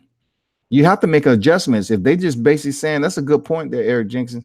Like if they saying that all you guys are right hand, then it should be quite simple to orientate yourself and make adjustments in the ring to defeat him. It should be that. You just can't say, well, he only had one punching power, one right hand slammer, and that's all he has. So, and you want to talk about he doesn't have balance and everything else, but fighters aren't going in there defeating him. So does it take more study? Because if you're saying that he's fragmented already and he's deficient, you shouldn't have to study the film too long to know what the plan is offensively, and then go in there and delegate it enough to get the win. You should be able to go do that shit. And it hasn't been that simple. If you're saying he's the worst looking fighter and he doesn't have any balance, and he doesn't know how to put punches together, and he can't fight on the inside, then why is the heaviest weight in boxing? It's not a fighter out there that can go in there with the so-called skill sets and fundamentals and disperse of Deontay Wilder, because it ain't that easy. He possesses a lot more to his cachet than people credit him for. They just continue to freaking vilify him because the way he go about his technical display in the ring. You know, when you sat there and you want to criticize somebody, you just don't want to look for any good in them. Yeah, they're gonna look bad. If you want to look for everything bad in a fighter and you ain't looking for no good time they touch gloves, then of course all you're gonna come out with is adverse comments. You're gonna come out with derogatory assessments. You're gonna come out with aspersions to his performance. That's what happens, man, with these commentators and these critics and in the media. If you're not looking for something positive from Deontay Wilder besides him saying he want to freaking catch a body, or in the Brazil, if he closes his eyes and he don't wake up, I don't want to hear nothing. I want to hear silence because you asked for it. That's what you asked for. This fucking boxing. Deontay Wilder haven't popped positive. He hasn't goddamn went out there and bit off an opponent's ear. He didn't resort to dirty tactics, hit low just to get out of a fight and keep his belt. You know what I'm saying? It's a lot of shit from a man who's the heaviest puncher in the game that he could do to really keep his winning streak alive. And you haven't seen that shit. Fighting dirty. You know, people want to talk about the windmill. When the last time you seen him get his opponent hurt and he did that shit? You know what I'm saying? I know he let loose on Bermain Stavern and slept him on the first rope, but man, it was a lot of damn war of words. It was a lot of freaking animosity between them two. It was deep seated. The only man to go the distance, you know, at that time was Bermain Stavern. And we all saw what happened in the rematch. Dude was frozen in time. Then Tyson Fury is supposed to be the man with the plan, form a unified champion, go in there and get a drug binge, you know, be on a sobriety hiatus, depression, and all this mental illness tag. But he was in the ring acting quite stupid, just acting a complete fool before he goddamn had to vacate his titles, the remaining titles that he had. And then he gets a new PR team and come back with a mental illness canopy that everybody just gloat and love and just sit up underneath that motherfucker like it's sunshine. And Tyson Fury now can do no wrong. People love Tyson Fury coming to their town to talk that shit. But you want to vilify Deontay Wilder for talking this trash too. At the end of the day, he's still going in there and fighting the best of the best. He's calling out the best of the best. Period. You have to respect it. You have to acknowledge it. You have to respect it if you want to, but it's there right in front of your face. It's right there for you.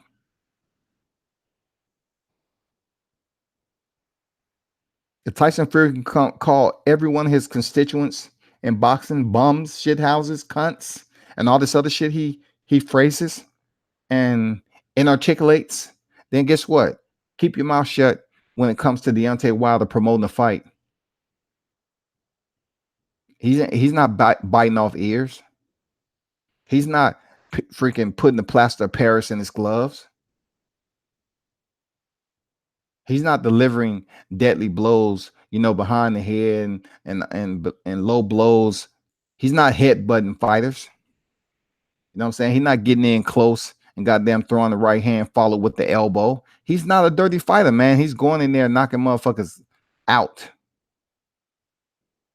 But yet, all the critics and some of these media people that I see out here on the grind, you know, much salute to you. But some of y'all ask the same damn questions. Y'all ask leading questions about Deontay Wilder's skill set just so you can say, well, do you think he's the best? Do you think he's better than Tyson Fury? And then according to the person who's talking, well, I still have Tyson Fury's number one. Yeah, that's what I thought too. I thought Tyson, you know, that's all I'm hearing. I was like, you up here asking leading questions,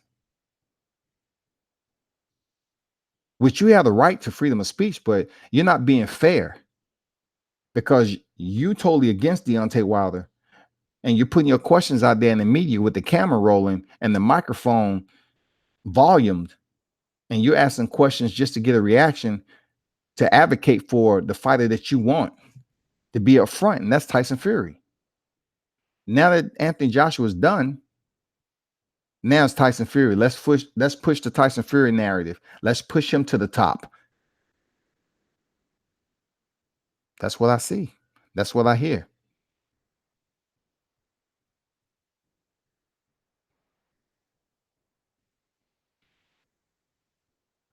Kenneth Johnson said, what is going to happen with Haney? Well, Haney, you know, he has really solid avenue ahead of him, man. Devin Haney. You know his next fight coming up. You know Devin Haney's next fight is coming up. You know how that's going to be. I mean, Devin Haney made moves, man.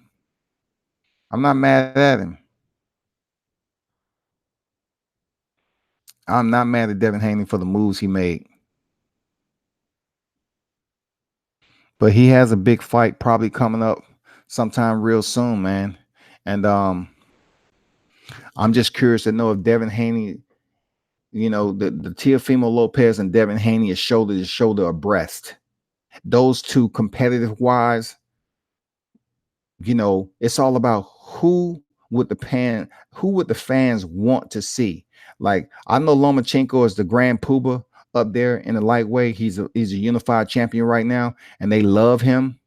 So just because Teofimo has called him a bitch twice and really have contentiousness and no respect for Lomachenko right now, Lomachenko may indeed say, well, once I pick up this WBC title, I give Devin Haney the shot. I give Devin Haney the shot, because I'm gonna be honest, I don't see Devin Haney fighting Richard Comey for the IBF title. If it does work out that way, it'll be fucked up, because Devin Haney is ranked number 9 in the IBF right now. Teofimo ranked number 4. So Teofimo is fighting Masayoshi Nakatani next. That's next month, I believe, in Washington, D.C. So when it comes to Devin Haney, I'm curious to see if Lomachenko is going to give Devin Haney the shot before he gives Teofimo Lopez the shot. But if Teofimo is able to get that shot at Richard Comey, who, if he defeats Beltran, then that'll be cool. You know, that'll give Teofimo his first world championship title fight. He go in there and do what he do. Richard Comey is not a slouch. It's not a soft touch. It's not a damn easy fight. So, you know, Teofimo go in there and fight Richard Comey. We see how that turned out, and then we'll see for how the undisputed can go. Because I know damn well they trying hard to make Lomachenko and put him in the pantheon of boxing by making him the lightweight unified champion, y'all. That's what their goal is. That shit is so freaking, man. That is the constellation right now. They have a star just up there for Lomachenko. They want him to be the lightweight undisputed champ, just so they can say he's one of the best boxers ever. Even just being a 3-division champ, they're gonna try to praise him as being one of the best fighters ever to grace. They're gonna put him up there as one of the top 2 fighters of all time. Seriously, they trying hard to get this man to be undisputed. And there's one freaking equalizer that's out there right now that's really calling out Lomachenko, and that's Teofimo Lopez. I know Devin Haney has made a little bit here and there and say, yeah, I'll fight Lomachenko. But the one that's been calling out freaking Vasily Lomachenko has been Teofimo Lopez, period.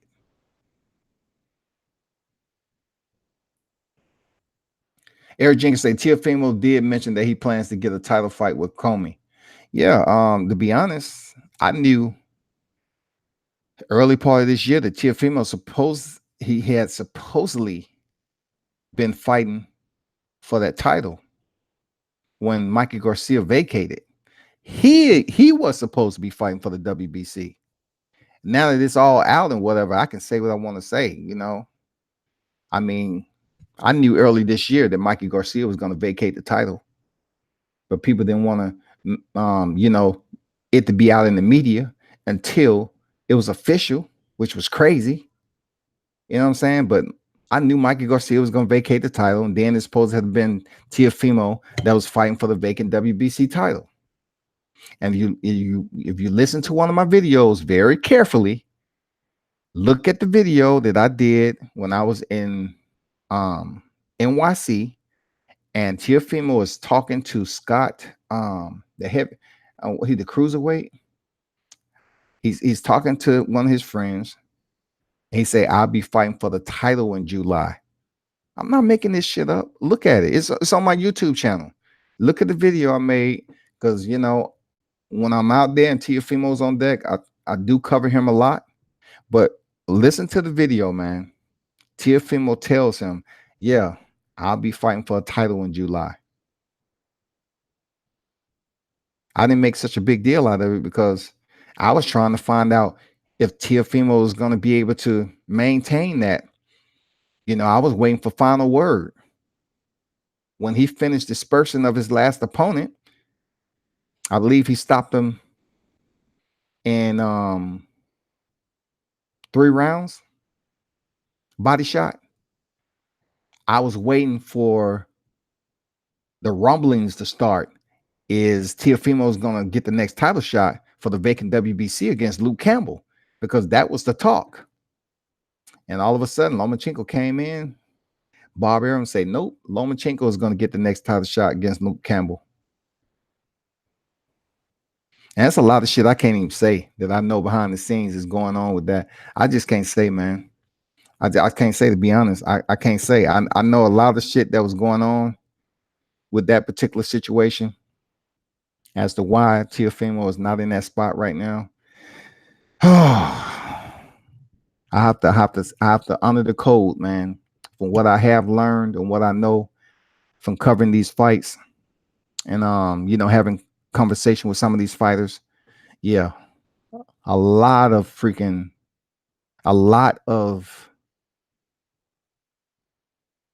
how you put it,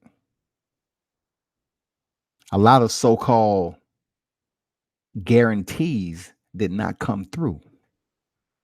They weren't honored.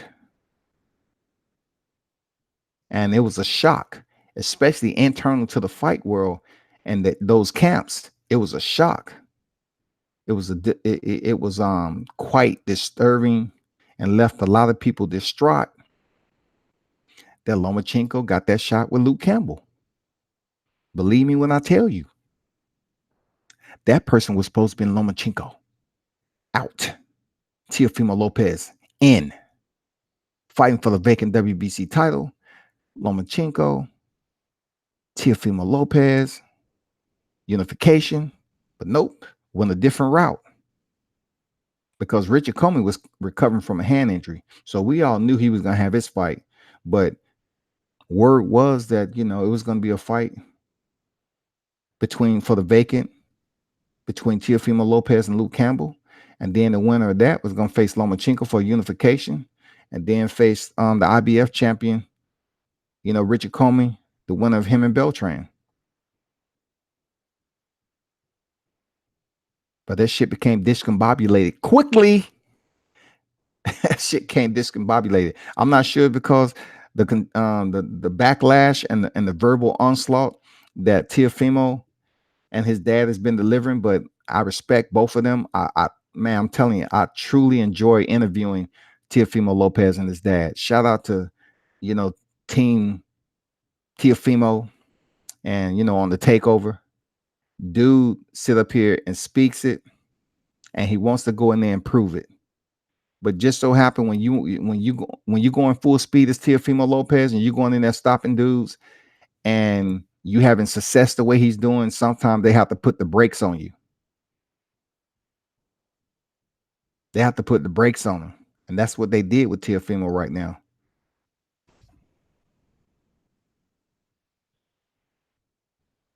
That's exactly what they're doing with him, man. It's fucked up.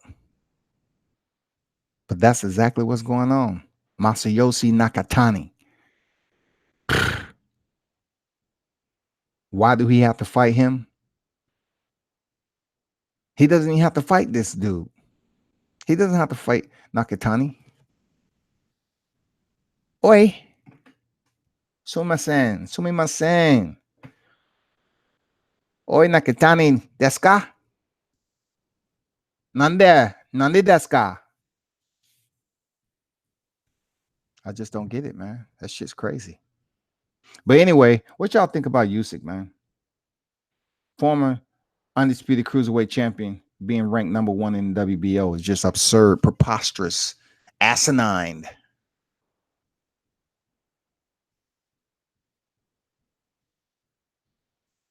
Serious business. But you was right, Eric Jenkins. Teofimo did mention that he plans to get a title fight with Comey, but he also mentioned months ago, when all this scrambling was going on, that he was due to get a title fight. And that title fight should have been for the vacant WBC title with Mikey Garcia. But through the politics of boxing and so forth, it turned out the way it did. Now, I'm not saying Lomachenko doesn't warrant to make moves the way he's doing. Okay, Lomachenko's a exciting fighter. He can box, and people want to see Lomachenko in the ring. But also there's a group of people and individual boxing fans that want to see Teofimo Lopez in the ring. It's another group of people that support Devin Haney and want to see him in there, especially, you know, the talk back and forth about this sparring that they had and who got the best of who. So of course, people will pay to see Devin Haney versus Teofimo Lopez, but it won't sell tickets. It won't sell tickets like Teofimo Lopez and Vasily Lomachenko. It won't sell freaking tickets. Devin Haney and Teofimo Lopez, I don't think could do better numbers than Vasily Lomachenko and Teofimo Lopez. That's just my opinion. I just don't think it would do more. I don't know. Y'all tell me. Which one would you like to see? I'm not talking about after Devin Haney's last knockout or Teofimo's last knockout. I'm just saying between the fork in the road, the wishbone. Would you want to see Vasily Lomachenko fight Devin Haney or Vasily Lomachenko fight Teofimo Lopez for the unification?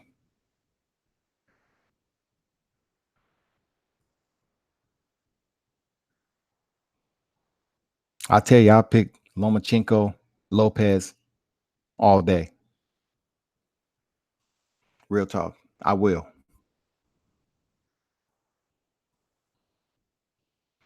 All day, all day.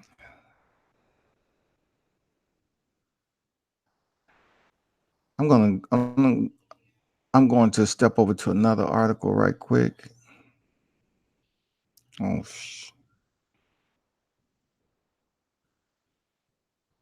on for a second, y'all.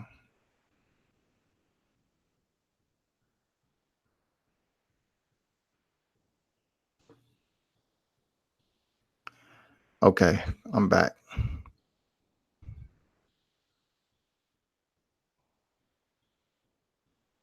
But that's about it, man. I just wanted to come talk about this nonsense because, for Charlo, who's getting raised to full champion, it's just only a little bit more for people to chastise him for.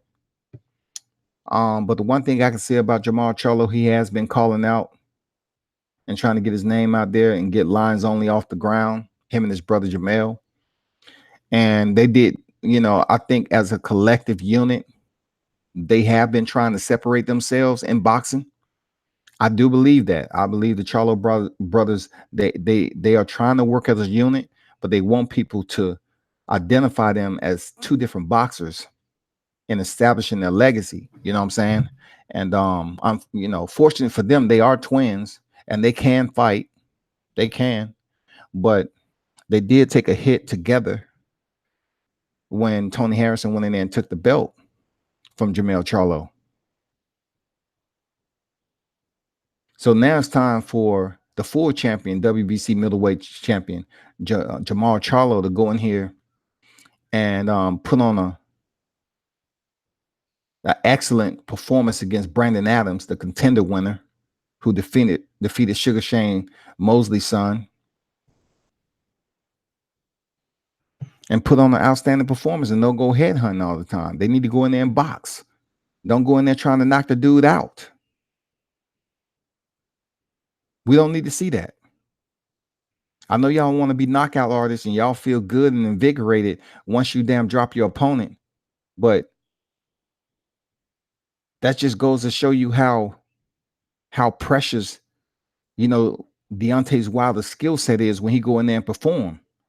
Because if you're trying to say he just delivers power all the time, he lands his shot. But if you look at how the Charlos headhunt, just say Jermall Charlo, when he went in there and fought Austin Trout, he was headhunting a lot, and Trout was making a miss. You think about when he stepped in there with Tony Harrison, he was headhunting a lot. So you can have power all day long, but you don't know how to damn deliver those punches and set traps and delegate your punching authority effectively to land them. You can have power all day long, but you're going to be swinging the air. And I just, I just don't want to see Jermall Charlo go in here and try to knock out Brandon Adams in 1-2 rounds and thinking that's what he needs to validate himself. They don't need to. The knockout will come. The knockout will fucking come with the Charlos. The knockout will come. But you got to understand that once you get in close, that don't mean sit down and recline and watch your work and try to knock motherfucking heads off every time you get within distance. Box, my brother, box, man. Shit. Watch what Errol Spence did with Mikey Garcia for 12 freaking rounds. He boxed his ears off. He set up a different foray of punch combinational sets. Beautiful. He used a sweet science, man. It was amazing to watch. It was pretty. It was brutal. Mikey Garcia took mad punishment, but to his credit, he didn't touch the canvas. You got to give it up for Mikey Garcia, man. Real talk, he is who he is, future Hall of Famer, no doubt. But I'm talking about Jermall Charlo, Errol Spence Jr. under the same coach. They don't box alike. Two different fighters. Jermall Charlo is still over there with Ronnie Shields. So kudos and salute to them. I'm looking forward to seeing them fight.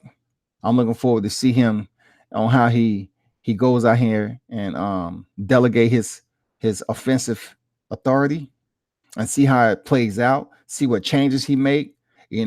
If he does face adversity, how does he absorb it and handle it and return? What is his retort going to be if he is in adversity a little bit? Is he just going to try to sit down and just throw punches to get himself out of it? Or he's going to use his lateral movement and use his footwork and use the ring generalship and reset?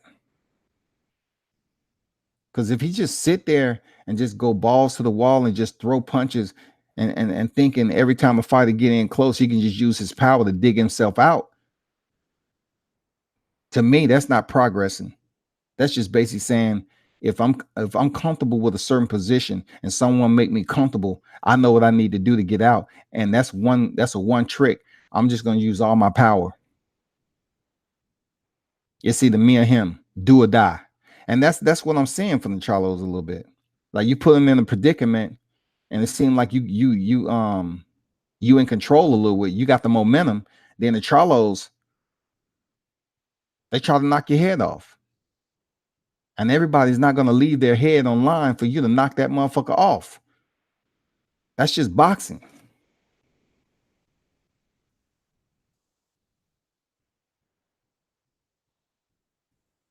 But that's what it is, people. I'm about to close this out. I did know something was going on tonight.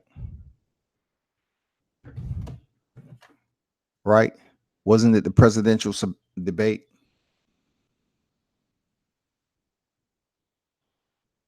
The Democratic presidential debate. Are you all tuned into that? I know you all goddamn got your pens and papers out and y'all got y'all phones taking notes and recording that shit. All y'all politic heads out there. Y'all better vote, man. Vote. If you don't like what you see right now, man, vote so you can change that shit next term. Vote. That's all I can tell you. Vote. Go out there and vote, man. Pick somebody that you think, vote for somebody that you believe that's gonna be the best and get our country back on track, and then take it from there, man. That's all I'm gonna say about it. I'm not gonna get too in depth about something that the public asked for. It's too many of y'all asked for what we getting right now. Y'all thought that was gonna be the panacea to all the problems. And just because he's freaking pardoning people and all this other stuff, it takes a lot more. You got immigrants holding cells. You got kids that's freaking in horrid conditions. That's basically going through like, no clean water, clothes, separated from their parents. You just imagine you're not even understanding how long it's going to be before you see your mother and father again, or if you will ever see them, all because they're in a holding facility. That's just wild, man. That shit crazy, bro. But anyway, for all of you that's tuned in, I totally appreciate your support, man. Eric Jenkins, Kenneth Johnson, 24, Dalton Judge that dropped by, Sheldon Holmes.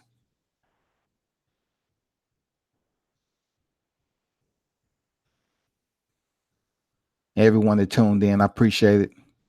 Always a pleasure, Eric Jenkins, seeing you drop through. Dion out of Alabama. Dion Deshaun, man, thanks for dropping in. Y'all know what it is, man. Scotty White World Combat Sports, man. Be sure to check out my content on YouTube. I got a heavy one coming up.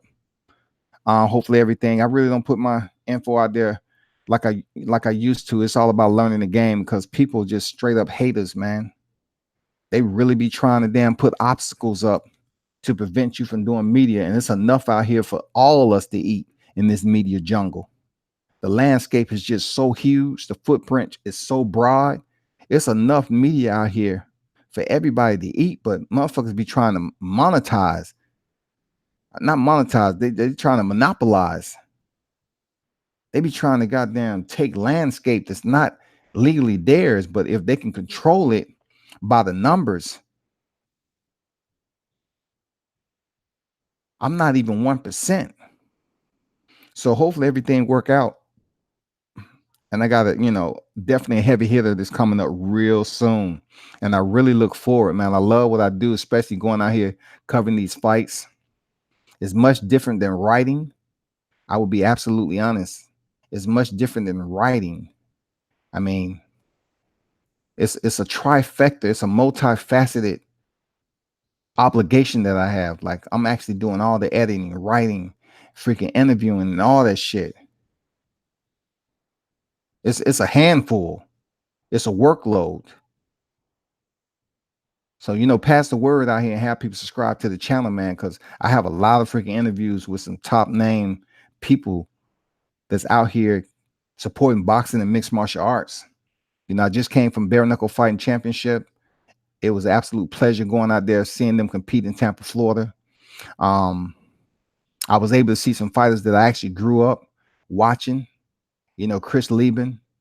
He didn't get the win. He went there against a last-minute replacement, Dakota Cochran, who I also watched fight when he was in a neighboring organization.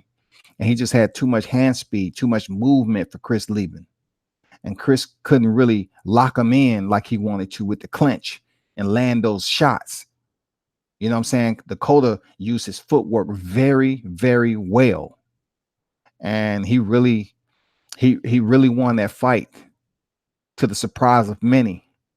And, he punished Chris Lieben to the point where he had to, be sent to the hospital.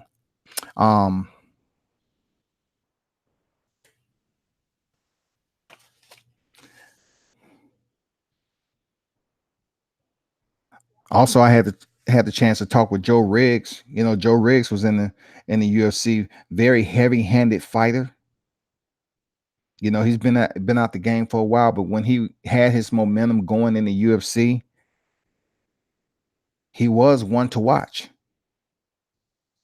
Seriously, he went in there with a jiu-jitsu guy. Both of these guys are black belts in jiu-jitsu, but Joe Riggs had some boxing pedigree to him. And Joe Riggs was he was dropped early on, and then he ended up dropping Walter Barrows.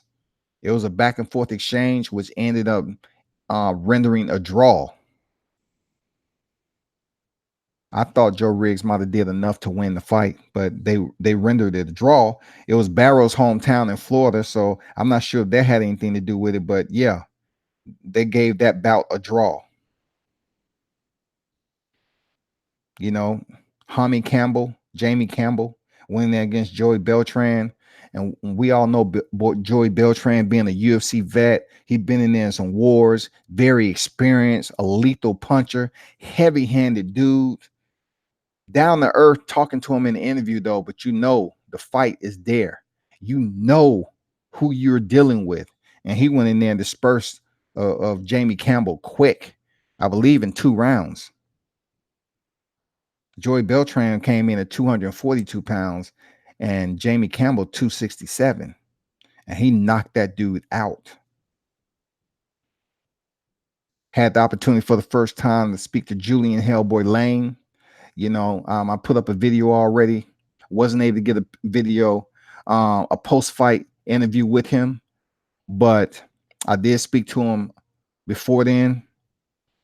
If you don't remember, he was in the Ultimate Fighting House and he said, "Let me bang, bro. Let me bang, bro." And the guy said, "I did let you bang." He said, "Let me bang again." You know, they was talking about fighting. He was inebriated beyond belief, and he actually talks about that in his interview with me. But he won a decision win against Tom Shoaff that I actually thought would get stopped by Julian Lane. I did, but he was tougher than he looks. And Julian was able to stay in there and win a 5-round decision. For the lightweight tournament, man, final finale against Reggie Barnett Jr. and Johnny Bedford was one of the fight of the nights, man. These two threw hands. Both of them landed solid punishing strikes on one another. Johnny Bedford is known for his ferociousness, his tenacious, damn straightforward aggressiveness. He has over 25 fights, man. Johnny Bedford is that guy. You know, he has experience, but also Reggie Barnett is too. Reggie Barnett, he has experience in mixed martial arts. You know, he has a boxing career. I believe his boxing record is like 6-2. And he had won all his fights over here bare knuckle fighting. So they fought for the lightweight tournament championship at 135 pounds. And Johnny Bedford was able to knock down Reggie Barnett three to three times. And he ended up becoming the lightweight champion. And then in the co-main event, I told you Chris Lieben and Dakota Cochran. Dakota Cochran ended up winning that. I'm gonna tell you, he looked good at fighting at bare knuckles. Dakota Cochran looked good. Footwork, speed, power. Dakota Cochran, man, I just can't wait to see who he fight next, man. You know, at 190 pounds. Yeah, because you know the weight classes, 205 is light heavyweight, and 185 is freaking middleweight. So they fall at 190.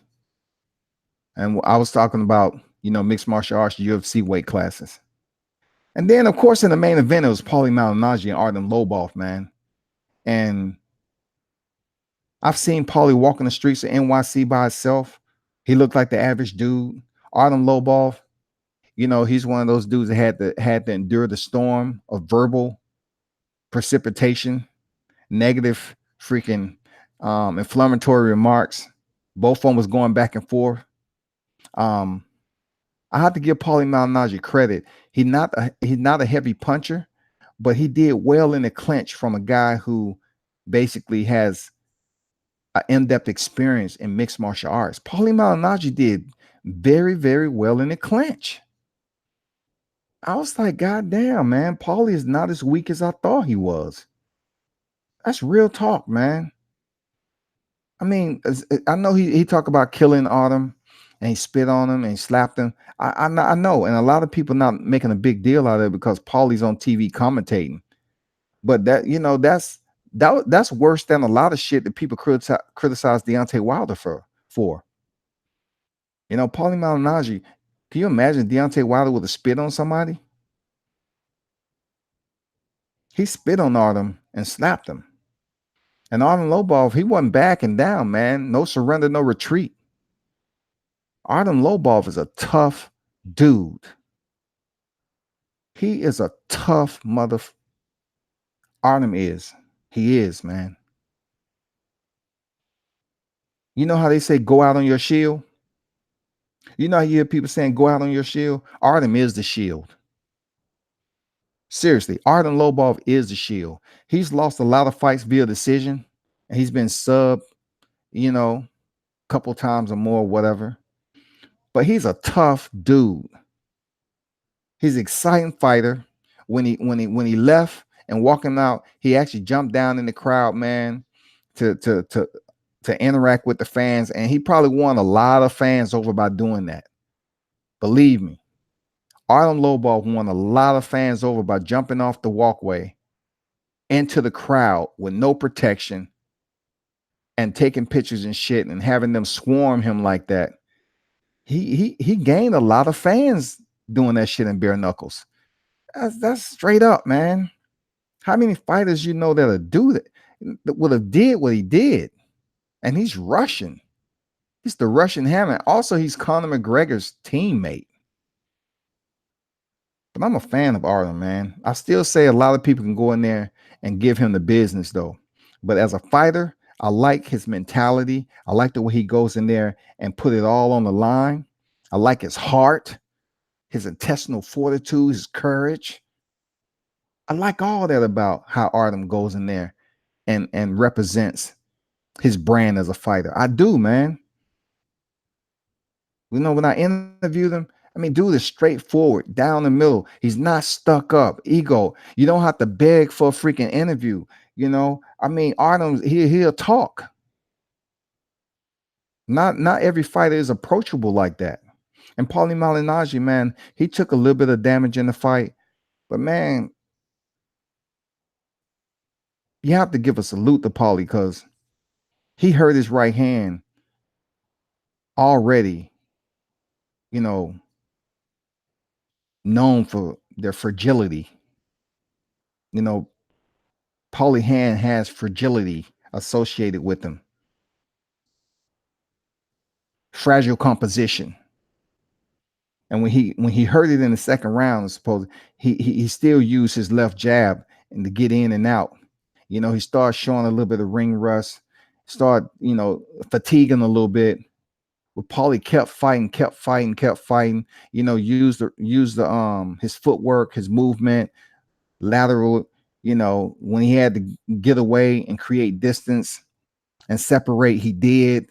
You know, it could have been much boring, but Artem Lobov kept pressuring Paulie, kept pressuring and pressuring. You know, he kept applying the heat. He didn't let up, and he ended up earning the decision.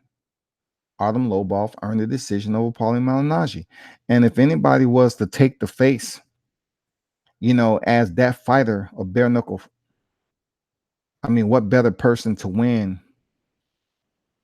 in that division than Artem Lobov, man? Real talk, the Russian Hammer. I have nothing bad to say about Paulie. I've interviewed him like 3 or 4 times. He's very approachable dude. I saw him in Vegas, saw him in NYC, and there in Tampa, Florida.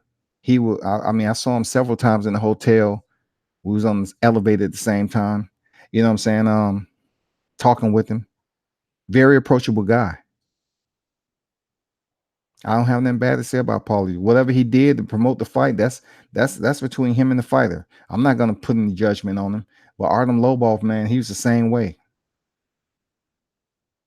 Very approachable fighter. Got mad respect for both of them. And a lot of other fighters that fall on this card too. A lot of new fighters that I was able to meet. That's not as big names. Shout out to Abdiel, the Nightmare Velasquez. I actually, you know, interviewed him before he even did his first bare knuckle.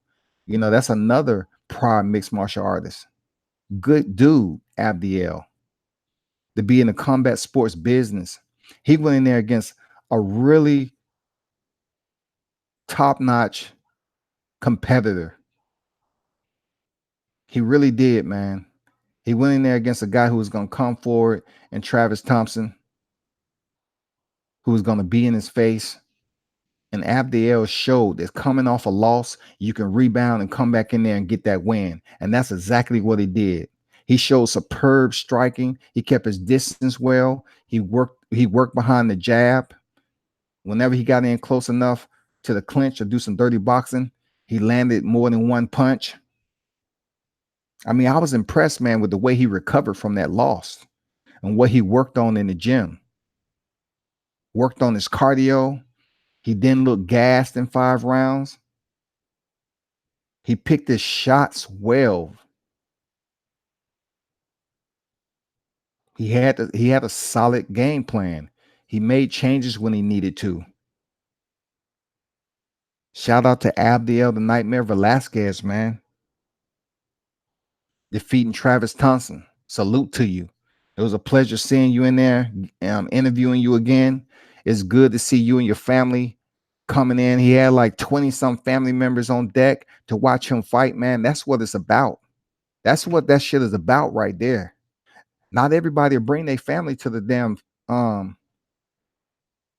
to the ball game. You know what I'm saying? Not everybody's gonna come out there and say, "Hey, come see me fight." No, he brought a busload of family out there to see him fight, and it wasn't even for a title. It wasn't even for a title. I mean, I know that was his hometown and everything, but that doesn't mean he was gonna win. He was coming off a loss. He went in there and revised some areas. You know, polished up some wrinkles in his game.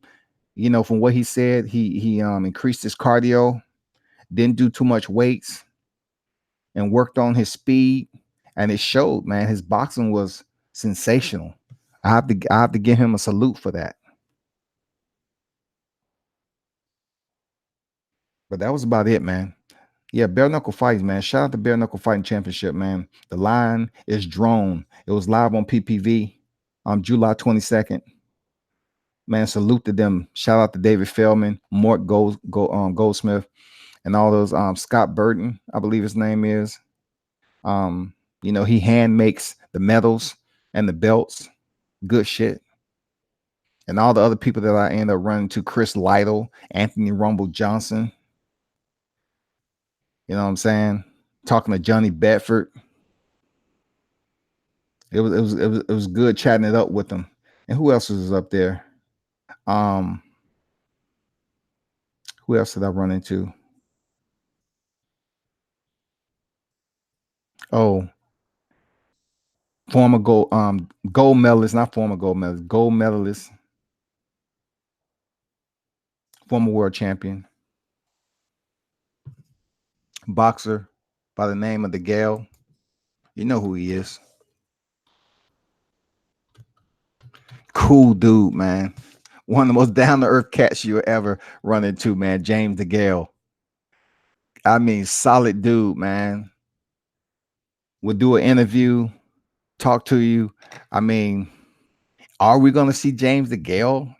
I can't say. You know, he has a boxing record 25-3. You know, will we see him in that environment of bare knuckle fighting? I really don't know, man. I couldn't tell you. I'm not going to assume. I'm not going to assume that, but he was in the building. He was at the presser, he was at the weigh-ins, and he was at the fight. So yeah. But shout out to Rashad, Sugar Rashad Evans, man. It was good seeing you there, chatting it up for a minute. Hector Lombard was in the building, a beast. You know what I'm saying? Hector Lombard was in the building, absolute mixed martial artist, a beast. Shout out to Will Montero, Sidestep Boxing. He was also there.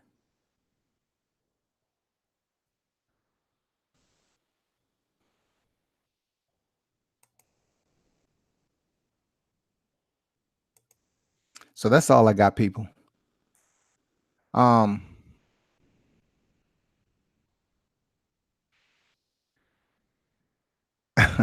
Native Latinos said F Trump. Paulie broke his hand in the second round and won 3 of the rounds. I agree there with you, Latinos. I agree that he won 3 of the rounds. I even said that myself, that Paulie had won 3 of the rounds just off his boxing alone, and he was keeping his distance very well. But I really can't come up with an excuse, except they may want Artem Lobov to be the face, and also Paulie. I don't see him doing that long term. You know, I don't see Paulie continue to train and come back to bare knuckle fighting and do commentating. You know, Artem Lobov, he doesn't have that obligation. He doesn't have a full plate. So he has the time frame he has the time to go back there and promote bare knuckle fighting and show up to the fights and be that guest and all that and draw more fans to the pool, the bare knuckle pool and everything. So yeah, I feel that that's sort of where the judges was going, believe it or not. If Paulie would have beat Artem, what could he have done with the win? You know, Paulie's about to go back to doing his day job, being one of the best commentators in the game. He has a full plate.